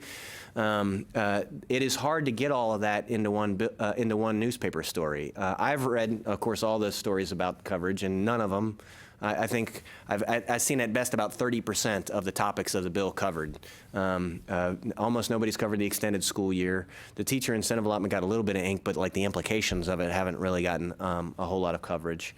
These are deeply transformational reforms and represent a moral commitment to children that is somewhat unprecedented. And I mean, I can't explain why, you know, we don't talk about policy. We're probably more interested in poll results. So it's just anyway. This is a fantastic introduction. I mean, I'm overwhelmed. This is quite extraordinary, and I'm sure our board has some questions. Question. Dr. Frias? Yes, Commissioner. You mentioned about the media, but what's getting a lot of attention is the money that the legislature allocated, like you mentioned, for teachers. Do each ISD are mandated a certain amount, those exact numbers? Because I've read stories where some ISDs have had some issues with administrations, you know, doing it differently. So the bill is got several priorities that don't necessarily, they're not necessarily easy to reconcile. So for example, if one of the things you want to do is massively increase equity, what that inherently means is, like, some districts may see a 15% increase in their budget, and some districts may see a 1% increase in their budget. Because how else do you increase equity except change distribution rates? So for teacher pay, what the bill said is that a third of your new money, a minimum of a third of your new money, needs to be spent on pay raises for your staff. Well, I mean, depending upon what district you're in, that could be a very different number. And so as a result, you saw really different responses to the way raises were issued. We actually have a survey that we're fixing to put out on this and report back to the legislature, because they've asked, they want results. They want to know exactly what happened on teacher pay. So we'll be able to report to them by, I think, May at the latest. But that is one of the reasons. It was just the complexity of the bill. There was a broad mandate to increase pay, but a lot of discretion locally as to how to do it. I think that's the thing, is when neighboring cities for competing or comparing, not competing, comparing, there was a differentiation. And so a lot of, you know, teachers or counselors were. Yeah, and unfortunately, the way that those comparisons work, like, you can say, well, we got a 4% raise, and over there, they got a 7% raise. But the difference is nobody's looking at dollar values, because the people that had the 4% raise may have actually started from a higher position than the people that they got a 7% raise. So, you know, these stories are very complex. There's also, like, how are you comparing pay? Is this just average across the board, or did they restructure the pay system so that it's not just based upon how old the teacher is, but instead it might be based in some ways on performance or job assignments? So there's a lot of different ways to do that, and no two school systems in the state have identical compensation systems. Right. So I'm a chair of the McAllen Chamber of Commerce Government Affairs Council, and we had one of the senators recently come in and mention that we have a school district in the valley, an elementary school that has one counselor for 900 students. What is being done for counseling around the state for shortages? So the state's financial formulas are largely non-prescriptive. We have an accountability system that says we need you to get these kind of results for your kids. Here's your money. Make it happen. So the number of counselors in any given district is exclusively a function of how the district's allocating their pie of money. If I want to get to a counseling ratio of like 20-to-1, it's pretty easy to do that. I just have to fire all my other employees. This is it is a challenge, and so the legislature's been debating: do we want to put some bucketed money that can only be spent on counselors to try to drive ratios down? But every time you do that, there's some unintended consequences for that. But these are largely the decisions of local school districts in terms of how they're prioritizing their staffing models. Okay. And my last question is the SATs. First, I've heard about the SAT, ACT reimbursement. Reimbursement. I mean, that's huge. Yet another thing that's not gotten a lot of ink. I mean, that's huge as far as the stepping for higher education, because as you know, when you take those exam scores and you do really well, you get letters from universities, you know, trying to recruit you. So I think that's going to be a huge factor as well.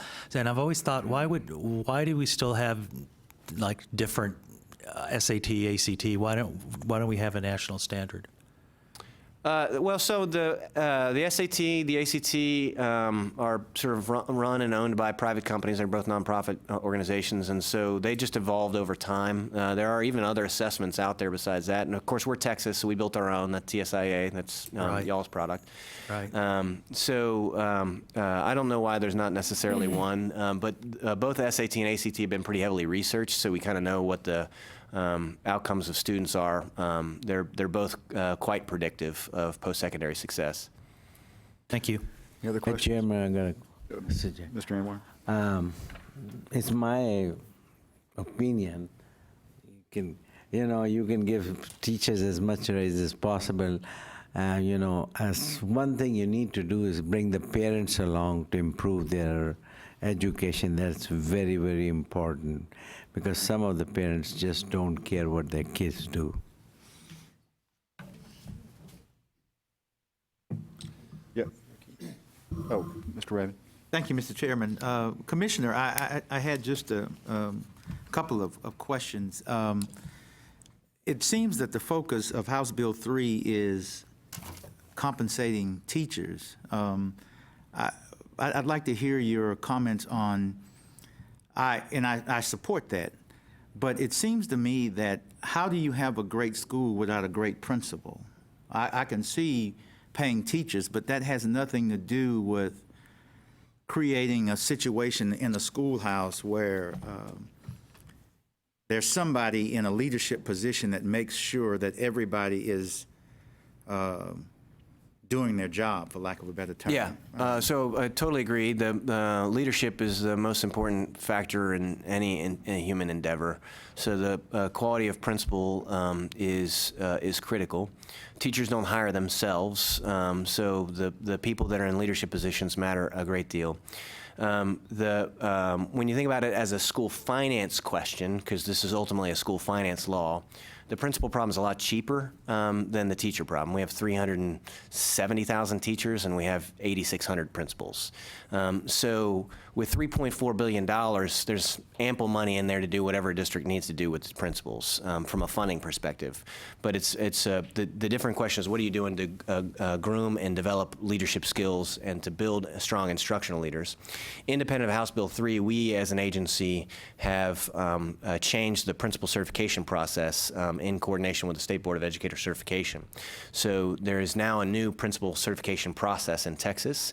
It is very rigorous and very difficult, and in order to get that certification, you actually have to be pretty skilled as an instructional leader. We actually call it not just a principal certification, but the principal as instructional leader certification.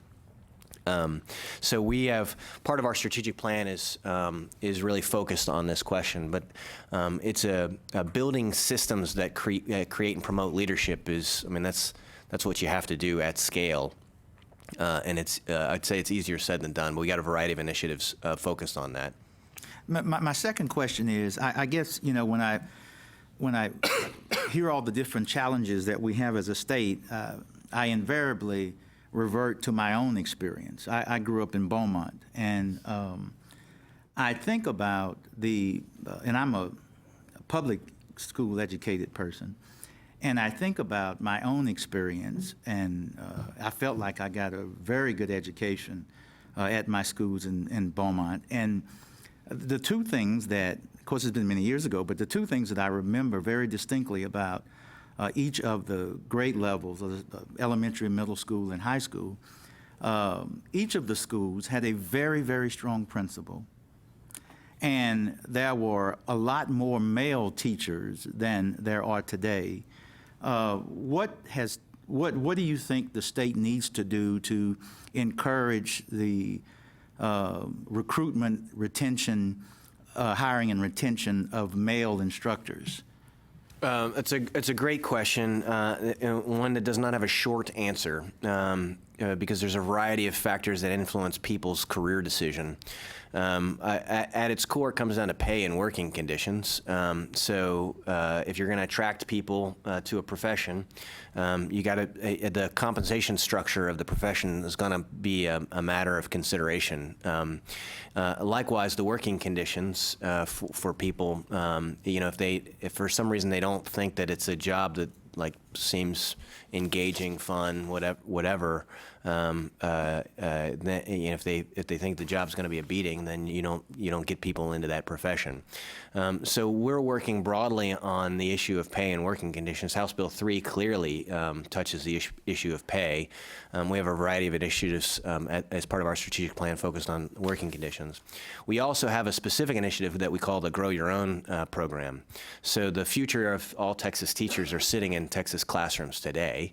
Our high school students today are our teachers 6 years from now. So the Grow Your Own program is about fostering and recruiting even while students are in high school. And we're also sensitive to, there's a big demographic mismatch between our teachers and our students. So our students are about 70% students of color, maybe 65% students of color, but our teacher population is probably reverse that. And that is not inconsequential to this exercise at scale. So we're working on that issue as well. For males in particular, it comes down to how we have specifically reached out to males to bring them in, but also how they view the profession.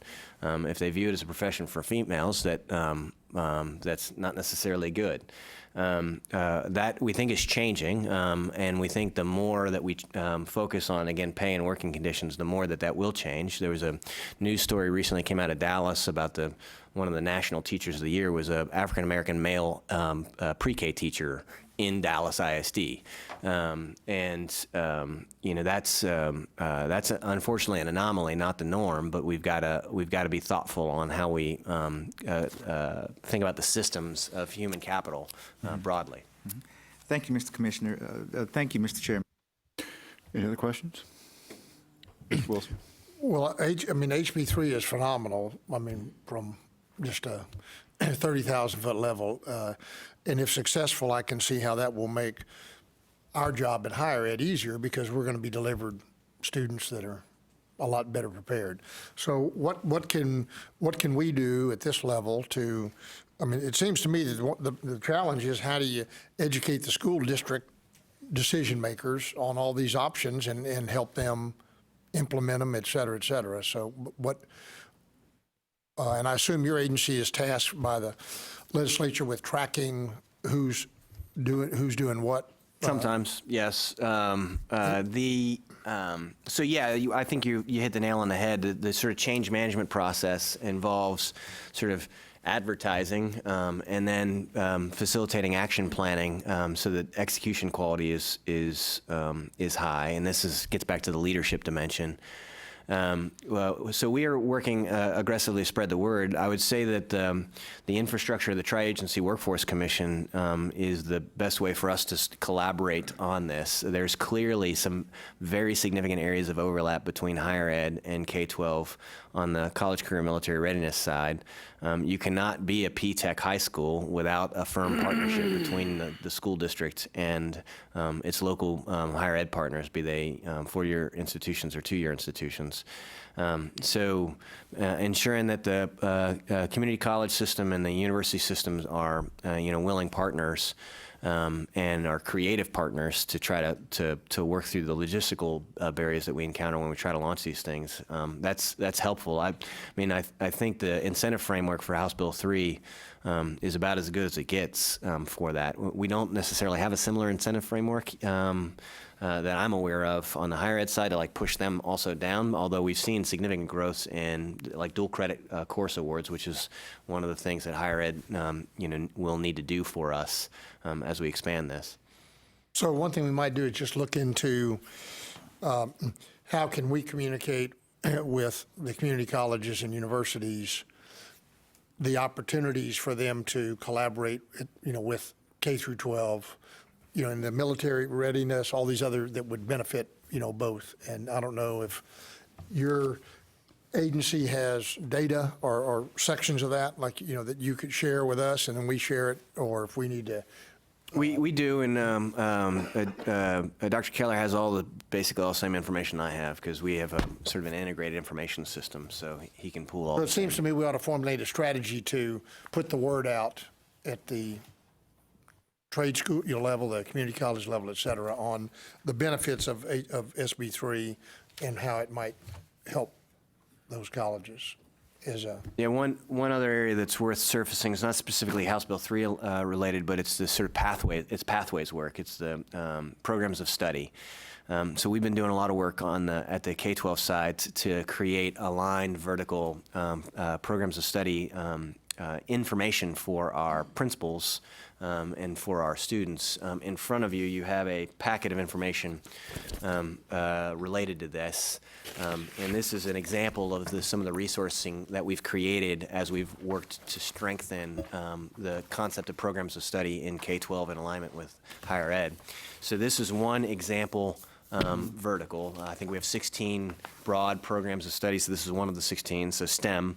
And you have a biomedical science pathway, a cybersecurity pathway, engineering pathway, program and software development pathway, and renewable energy pathway. And if you turn the page to biomedical science, what you see in this document is level 1, 2, 3, and 4. This is what freshmen in high school should take, what courses they should take for sophomores, juniors, and seniors to create an aligned, coherent sequence. Then below that to the left, this is what you're leading towards, a medical lab assistant or medical lab technician. These are credentials you can earn while you're in high school. A certificate or license that you would earn, a professional certificate. Then what a vertically aligned associate's degree that you would stack on top of that, what a vertically aligned bachelor's degree that you would stack on that, what a vertically aligned professional degree, doctoral degree that you would stack on that, and then wage data. So biological technicians, median wage is $42,931. There's 452 openings in that industry right now. It's growing by 17%. So this is meant to be a very easy resource for K-12 high schools to just plan which course offerings that they would do. And theoretically, what you want to do is you want to make this available not only to the decision makers in the school district, but also to the kids themselves. And similar resourcing continuing all the way through the higher education experience, I think would significantly reduce the number of like useless credit accumulation that happens, and this is going to be one way to drive the cost of higher ed down, and also just generally improve the system. So this is something that we collaborate on closely with the coordinating board, Commissioner Keller, on to ensure that this kind of vertically aligned resourcing is available at the higher ed side just as easily it is at the K-12 side. I don't understand why your expanded school year is limited to elementary school only. I didn't pass the bill, just to be clear. I'm a state employee, but I would believe that money had something to do with that. Right, I understand Yeah. that. It seems to me, though, it creates a pretty impractical calendar. I think for people who are concerned about implementation, that's one of the implementation barriers they have. All of these implementation barriers have solutions, but it's going to require creativity and a lot of communication. Can I make a comment real quick? Yeah, Dr. Frias. Yeah, I just wanted, Commissioner Morath, I just wanted to commend you for getting out in the state. I've seen you over the state, and I know the Valley and the rest of the state you covered about getting this information out. So I think you do a great job of that, and also public forums like the Texas Tribune. And I think getting this information out is so key to our citizens of our state. So thank you for doing that. I also know that Commissioner Keller, our new commissioner, has been out and about also visiting with institutions, community colleges, and all stakeholders in the state. He started an aggressive schedule and is continuing that. And he will also be doing a public forum for Texas Tribune coming up this coming month. So thank you. With the collaboration with the coordinating board, with our new commissioner, we go hand in hand with pre-K on 12, and also the dual credits and all the programs you just talked about. It's amazing how many opportunities our kids have to be able to jump into position for higher ed. So thank you for the work that you do. Absolutely, thank you. I know the commissioner wants to say a couple of things, but I've got a technical question, and I think it's at the nexus of higher ed and K through 12.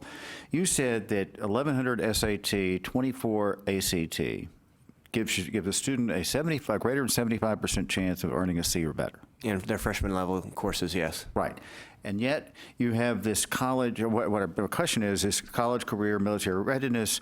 It is a minimum level on the TSI test and enrolled in college. That's right. And then you get the incentive. So compare the TSI minimum to that 1,100 SAT. I think the TSI minimum, you might know this better than me, but I think the TSI minimum is a 10-10, not 11-10, and I think the TSI minimum is a 21, not a 24, although I might be off on that. So they're just lower. But that means, and so Commissioner, maybe you can speak to that. I mean, how college ready would that minimum requirement be? So there's always been an ongoing negotiation both between the K-12 and the higher ed side on sort of where you'd set those minimums for college readiness. I think the point that Mike is gesturing at is really important, though, that historically that the way that those conversations have gone, there's always sort of a pressure to set the standard maybe a little bit lower. By focusing in on sort of the SAT and ACT standard and looking at sort of a longer time horizon, that resets some of that conversation so that the pressure is more about thinking about how we would focus on a standard that's been validated in terms of students' performance in college courses.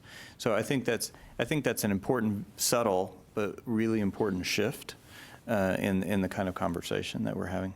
Well, one thing I would add is that it's important to remember that the sort of research base side of the SAT, ACT of this predictive performance is actually slightly different than the purpose of TSI, that cut point. Because that purpose is, if you're below this, you're required to take remedial education classes. Like you're denied access to essentially credit-bearing coursework. And so it may actually make rational sense for it to be a slightly different and lower threshold than the predictive threshold that SAT and ACT have published. Thanks. Did you want to make some comments?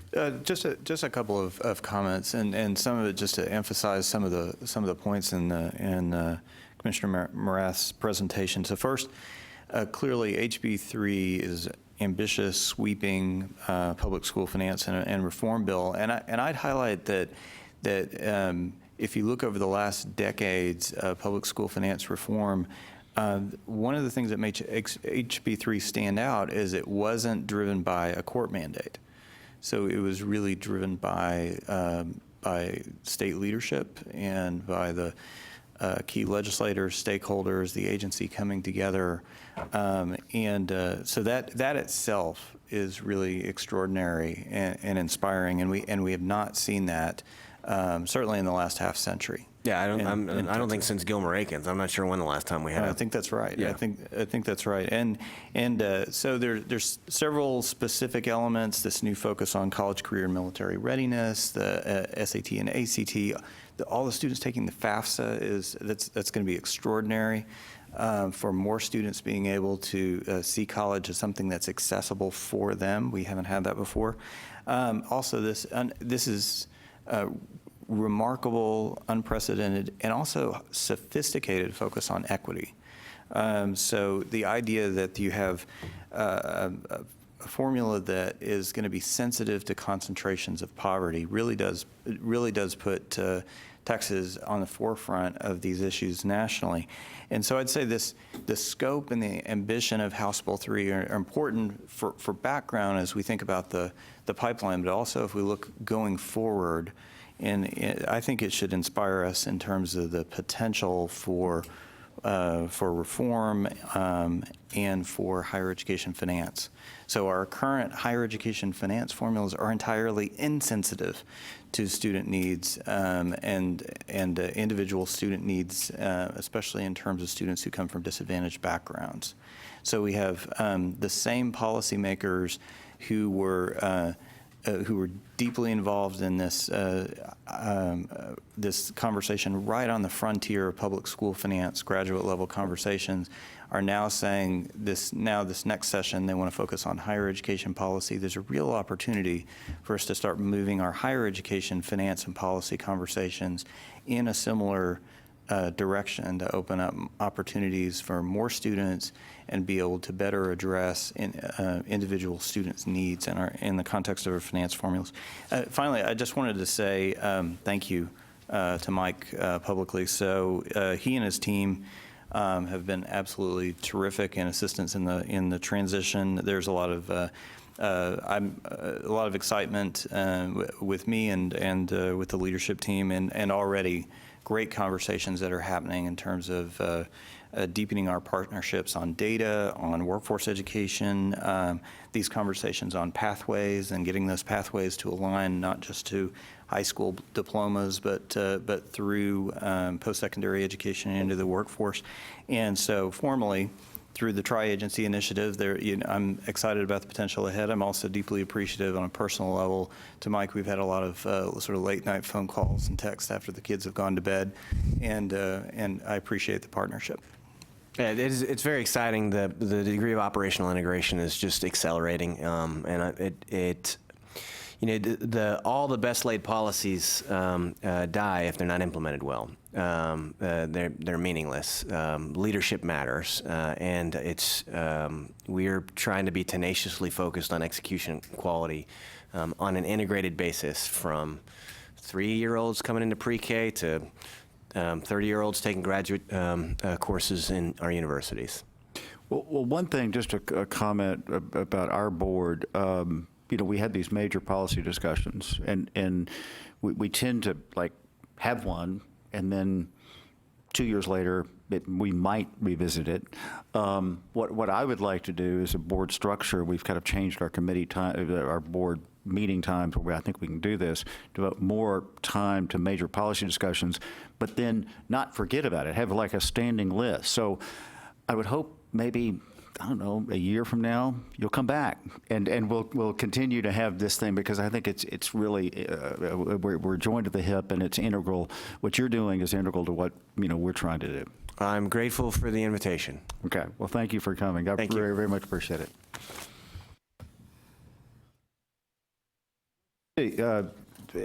We will now recess for lunch.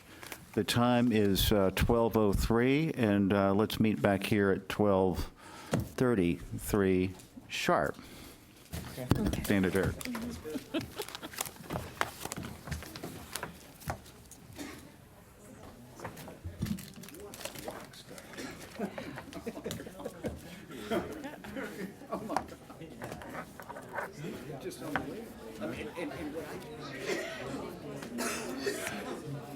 I'm taking my gum.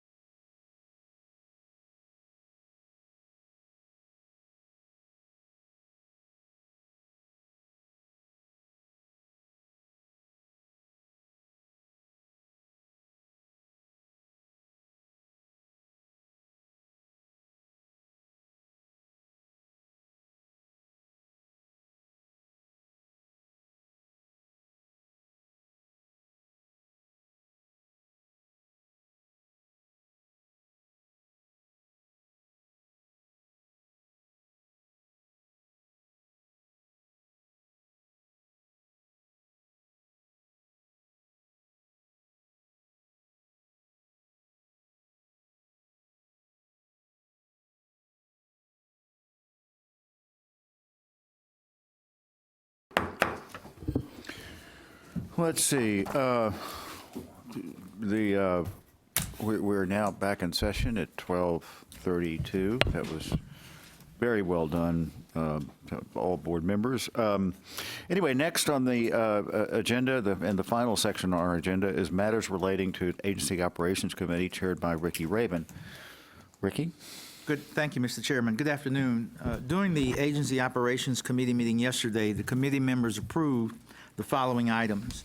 Minutes from the October 23rd, 2019 Agenda Operations Committee meeting, 4-year review of coordinating board rules, adopting the staff recommendation to the committee relating to approval of a request by the University of North Texas to establish a branch campus in Frisco, Texas, adopting the state recommendation to issue a request for proposal for the selection of a financial advisor as well as for bond counsel, and approval to enter into a 5-year lease agreement to secure the current agency location with 1200 Anderson Partners with an early termination clause option.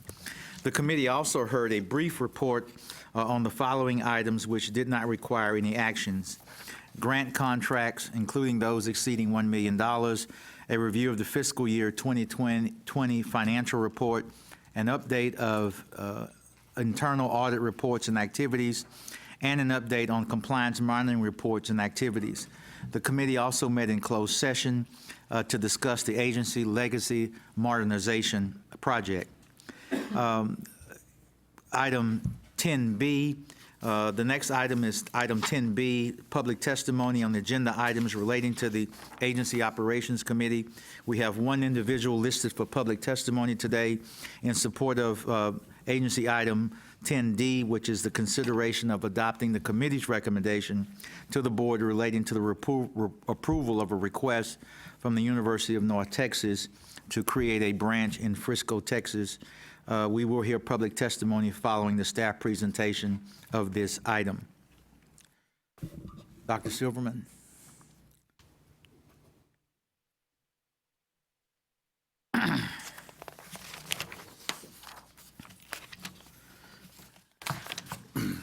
Good afternoon, and thank you, Mr. Raven.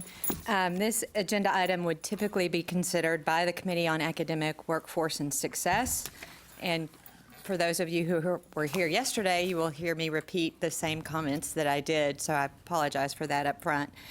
However, in order to ensure that the institution can submit its required materials to its regional accreditor, the Southern Association of Colleges and School Commission on Colleges, or called what we call SAC-COC, and proceed in securing the donated land, the institution requested the item be considered at the January board meeting. Staff did not have the necessary materials in time for the December 13th cause meeting, but did have all the materials ready to bring the item forward for consideration at the AOC and today at the January board meeting. The request from the University of North Texas is to establish a branch campus in Frisco, and is the first such request to be considered by the board since 2007. A branch campus is an off-campus educational unit defined in board rule as a major secondary location of an institution offering multiple programs, typically with its own administrative structure and usually headed by a dean. Unlike a teaching site, a branch campus must either be established by the legislature or approved by the coordinating board. UNT currently offers many of its undergraduate and graduate level degree programs at its 2 established teaching sites in Frisco, UNT at Frisco Hall Park and UNT at Frisco Inspire Park. The new location will allow the institution to eventually transfer the programs from its current locations into a new, more permanent structure on the branch campus. Staff reviewed the materials UNT submitted and found that based on several factors, but particularly the increase in student enrollment, there is a need for the branch campus. Staff found that it would not adversely duplicate programs offered by other institutions within an hour's drive time of the proposed center. The proposed branch campus would provide access to students who might not otherwise enroll in upper division and graduate courses. Staff confirmed that the institution has adequate faculty resources resources in place, and overall, the branch campus could provide students access to high-quality teaching and learning and would provide students with additional student support services. The committee's recommendation is for approval, and there are institutional representatives available to address the members' questions. This typically would fall under academic workforce and success. Thus, I will hand over the gavel to Dr. Farias, who's the chair of that committee. Dr. Farias. Thank you, Mr. Raven. As we know, this is adopting the committee's recommendation to the board relating to the approval of the request from the University of North Texas to establish a branch campus in Frisco, Texas. As Dr. Silverman has already laid out the proposal, are there any questions? We also have one person to testify. That'll be next, which is a public testimony. Mr. Ron Patterson, could you please come forward?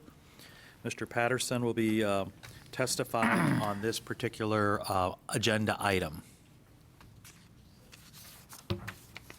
Thank you, Mr. Patterson, for being here. And you could please state your name and also who you represent. Yes, sir. My name is Ron Patterson. I'm the president of the Frisco Economic Development Corporation, but I'm here also representing the city of Frisco. The mayor of Frisco sends his greetings to you, as well as the Frisco Community Development Corporation as well. Thank you. And now I would like to also invite institutional representatives that are here from University of North Texas. Is President Neal here? Okay, yes. I'm sorry? Oh, yes, we'll hear the testimony first, and then I'll call forward representatives of North Texas. Yes, thank you. Thank you, sir. So, Mr. Chairman, board members, and Commissioner, just really want to say thank you for allowing me to be here to speak in favor of this item today. All of the entities that I'm representing before you today want you to know that when we invited the University of North Texas to become one of our community partners, our experience in working with them has been nothing short of amazing over this time. I'd like to just give you one example of that. In working with major corporations on a daily basis, the Economic Development Corporation has a deep understanding of what these companies require to relocate into Texas. One of the leading requirements is not just workforce availability, but a robust workforce pipeline. The UNT staff have come alongside us to work directly with companies building programs that have led to targeted curricula which utilizes innovative education delivery means and methods. These programs will deliver job-ready graduates in a shorter time frame with specific education and experience our companies are requiring. Additionally, this coordination has already occurred between UNT and our Frisco Independent School District Career and Technology Education Center, which has created a seamless transition from a targeted dual enrollment program into a collegiate program which will place these students into that workforce pipeline. We believe that the development of a branch campus within the city of Frisco will only enhance our relationship and is vital to the long-term health of our city and the North Texas region. We also believe in this branch campus versus an independent campus will allow us to simply continue to build the relationship that we've already started with UNT. The city and its subsidiary entities that I've described to you a little while ago have purchased 100 acres that we are willing to donate to the University of North Texas to be able to build this campus. We believe in this program that strongly. We also want to let you know that we've been actively involved in the master planning. Our mayor, one of our council members, myself, as well as the school district have been involved in the design and layout of that master plan. And we've been very fortunate and actually honored to be able to participate in that process. This project will benefit the high school student headed to college, the community college transfer student, and it will also benefit the mid-career student who requires a graduate degree or a professional certification. And it will benefit our companies. It is our desire that you know firsthand that our relationship goes far beyond the brick and mortar that will be built as part of this project. But instead, we see UNT as our partner, and we are integrating them into our community, and they are also taking us in as well. We respectfully request that you approve the UNT branch campus, and I'll be glad to answer any questions that you may have. Any questions for Mr. Patterson? That's great that you're, that you're dedicating 100 acres, because where it looks like a lot of land now, at some point, you'll be glad that they have it to expand on. What's the source of the funding of the facilities on this branch campus, the initial buildings? I would have to let the university answer that question. Yeah, that's a good question for the university representatives. All Yeah. right. He's representing the Economic Development Corporation, correct? Yes, sir. So, We are providing the grant of the property. Right, so that's his testimony in favor for the proposal. So he may not know all the details of that you asked, but Got it. the next group will. Any other questions for Mr. Patterson? Okay, well, thank you for being here. Thank you for your community. It is growing. I studied the proposal, and you guys are doing great work up there. I have several friends that live up there, and so continued good work. Thank you for the donation for higher education in our state. Yes, sir. Well, we very much believe in it. It's, this partnership will take us both a long ways. And thank you for sitting through the whole meeting. Appreciate it. Absolutely, sir. We just wanted to make sure you knew we were sincere in our support. We appreciate that. Thank you for being here. Thank you, sir. Now I will invite the representatives from North Texas. You said the President Neil Simatris is not available today? Okay, then Dr. Jennifer Cowley is. Provost, thank you, welcome again. Provost and Vice President for Academic Affairs, Mr. Bob Brown, thank you again for being here. Senior Vice President of Finance and Administration. And Ms. Elizabeth Voigt, Assistant Vice Provost for Accreditation Institutional Effectiveness. And thank you for being available to our staff and to the board members who've reached out for information and more detail. We appreciate that. Dr. Cowley, would you like to begin with some comments? Sure. So we are the University of North Texas. We have a principal mission to serve the educational needs of our North Texas region. Back in 2010, we recognized the high growth rate of Collin County and the need to expand educational offerings. We partnered with Collin College and began offering coursework and later degree programs at the Collin Higher Education Center. It's located in McKinney, Texas. In 2016, we recognized we really needed to expand into Frisco itself. We opened a off-site teaching site, which we began offering degree programs in. We have seen significant expansion of enrollment in just those few short years. In 2018, we entered into a partnership with the City of Frisco, which you just heard about. That included the gift of a partnership for a building. We added a second site in Frisco that we have been expanding our programming at, and that has led us to the point that we're now ready to begin a branch campus with the gift of the 100 acres of land. We've completed the master planning process. We're in the design of the first building, and we anticipate being able to offer classes on the new campus by 2023. As Ron Patterson mentioned, we have an extraordinary partnership with the City of Frisco, with the Economic Development Corporation, and the community partners. And as just one example, the Dallas Cowboys came to us and said, we want to help you build the best program in sports and entertainment management in the country. And we've done that together, and they believe so strongly in this program that they're prepared to have their employees start in the program, in a master's program with us as soon as we have our final approvals from THCCB and everybody else. But it's just one example of the community partnership to match the industry expectations. Frisco is Sports City USA. There's a huge cluster of sports and entertainment companies, and we're seeking to meet the needs of those employers in the region. With that, I'd be happy to answer any questions you have for myself or our team. Can I go ahead and answer the first question that was asked earlier? Yes, so Mr. Wilson's question. The Board of Regents authorized $115 million in local debt for the first phase of the campus. The first phase would be a building with gross square footage of about 133,000 gross square feet. Would also include the necessary roads, parking lots, and civil work to create the campus on the greenfield site that's being donated by the city. So the university system itself will be footing the bill for that project. Ms. Voigt, would you like to say a few words? I am here merely to answer or respond to any questions or comments in the application. Thank you. Great, thank you all for being here. Members, is there any question or discussion? Hearing none, do I have a motion? So moved. Moved by Mr. Raven. Second? Second by Mr. Anwar. All in favor, please signify by saying aye. Aye. Any opposition? Hearing none, the motion passes. Thank you and congratulations. Thank you very much. Okay, at this time, I will now hand the meeting back to Mr. Raven. Thank you, Dr. Farias. The final item under the agency operations is consideration of adopting the committee's recommendation to the board for approval to enter into a 5-year lease agreement to secure the current agency location with the 1200 Anderson Partners with an early termination clause option. Mr. Ken Martin, Assistant Commissioner for Financial Services and Chief Financial Officer, will present this item to the committee and be available for questions. Mr. Martin.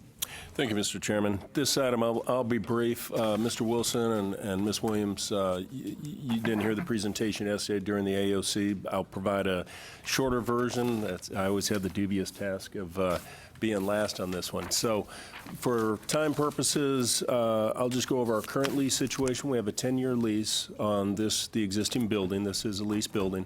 That lease is due to expire here in June, the end of June of this year. And what we are proposing is a 5-year extension with an early termination clause when we give advance notice. The reason being is Texas Facilities Commission has recently approved the agency for assignment to the George H.W. Bush building downtown as part of the continued build-out, the state's master plan for the Capitol complex. That building is due to be completed May of 2022. So this would provide a stopgap, if you will, between the expiration of this current lease and whatever time we would be available to move into the future building. So this lease here is just an extension of the current lease. There is no additional cost for the early termination clause, and Facilities Commission negotiates the lease with our lessor. I'm happy to answer any questions. Any questions for Mr. Wilson? Is it extended at the same rate you're currently paying, or? It is the rate we pay today. There is a CPI index each year for it as it goes up. So from where we were to where we would go to would be approximately $150,000. We did request last legislative session an increase in our general revenue, which was approved for that purpose. And what I mentioned to the board yesterday was there will be additional costs for this. Obviously, some build out, some cabling, IT infrastructure that we may need, including signage. Once we get assignment to the floor, Facilities Commission will perform the build out of offices, cubicles, but we'll have to do everything that's esoteric, unique to the agency. And so we'll probably request. So it's an extension at the same rate with the CPI adjustment formulas that you already have? That is correct for this 5-year term. And 5 years, but and there's no cost to terminate. There is no cost to terminate. Is that correct? You just give 6 months notice, and that's great flexibility because the May 22 may be June 22 or. That is correct. And the 5-year lease was the minimum that's required by our lessor, as I mentioned yesterday. But the early termination clause gives us exactly that. It gives us the flexibility that if it's June, if it's September, it allows us to work with Facilities Commission. The May 22 date is the completion of the building. What we don't know is when our assignment to whatever floor it's going to be, our move-in date will be. Our move-in date, that's completion of the building, the exoskeleton, probably offices, other items, but again, we will then need to go in and perform IT cabling and other special items that will be specific to us in this agency, get that completed, and then schedule a move-in date. And that very well could be. Yeah, so that could extend it as much as 6 months or a year. Yes, sir. Hopefully not that long, but I could see it being a couple more months. So in the meantime, are you budgeting, or is there any say for the next 2 to 3 years, any need for refurbishment here, or you talked about cubicles and stuff. Is that have you budgeted for that, so you're not just living with whatever might be falling in or not at this point? Well, obviously, our current lease provides for the lessor to improve what's already here. We do not plan on making any additional improvements since we'd only be here for about 2.5 more years. Really being in that building, since they're providing most of the cubicle and office space, we'll just need to provide chairs for cubicles, obviously the PCs, and then offices, all the office. You're talking about the new building. In the new building. But in the current building, I'm just asking the question, is there any any need, any technology or other things you don't want to just put your life on hold for 3 years while you're waiting for the new world order. So you might just think about something that's maybe transportable or just that would help innovate now in the current. Any other questions for Mr. Martin? Do I have a motion to enter into a 5-year lease agreement to secure the current agency location with 1200 Anderson Partners with an early termination clause option? Motion made by Mr. Anwar, second by Dr. Farias. All in favor? Aye. Any opposed? Hearing and seeing no opposition, the motion passes. Just for completion of the committee's report, agenda items 10C through 1 through 19 were on the consent calendar. I think that concludes my report, Mr. Chairman. I will tell the committee about my elementary and middle high school football exploits at the next meeting. All right? Actually, you've told us a couple of times, which I thought is very important, about, I mean, seriously, about your mentors in particularly middle school and how important that is. I mean, I think that was a great question you asked Mr. Morath. So maybe at some other time you can talk about your athletic experience. Okay, so before we conclude the meeting, I'm going to give Mary Mitchell a responsibility. Okay, so make sure you get out the new meeting dates to everybody. And a note to say, okay, cancel the one, because it'd be awkward and inefficient if you showed up here in March. If you had that on your calendar, and now we're not going to meet in March, so you just need to know we're going to meet in April. I took a picture of it. Perfect. Okay. So anyway, but let's multiple redundancies here so we'll get the new schedule done. And if you could also contact Neil Adams and arrange however that's communicated to the trustees that meeting will be Tuesday before the committee meetings at 2 o'clock. Great. That concludes our meeting. Do I have a motion to adjourn? So moved. Motion by Mr. Wilson, second by Mr. Raven. All in favor? Aye. Motion passes. Thank you. Well, I got a 1:30 conference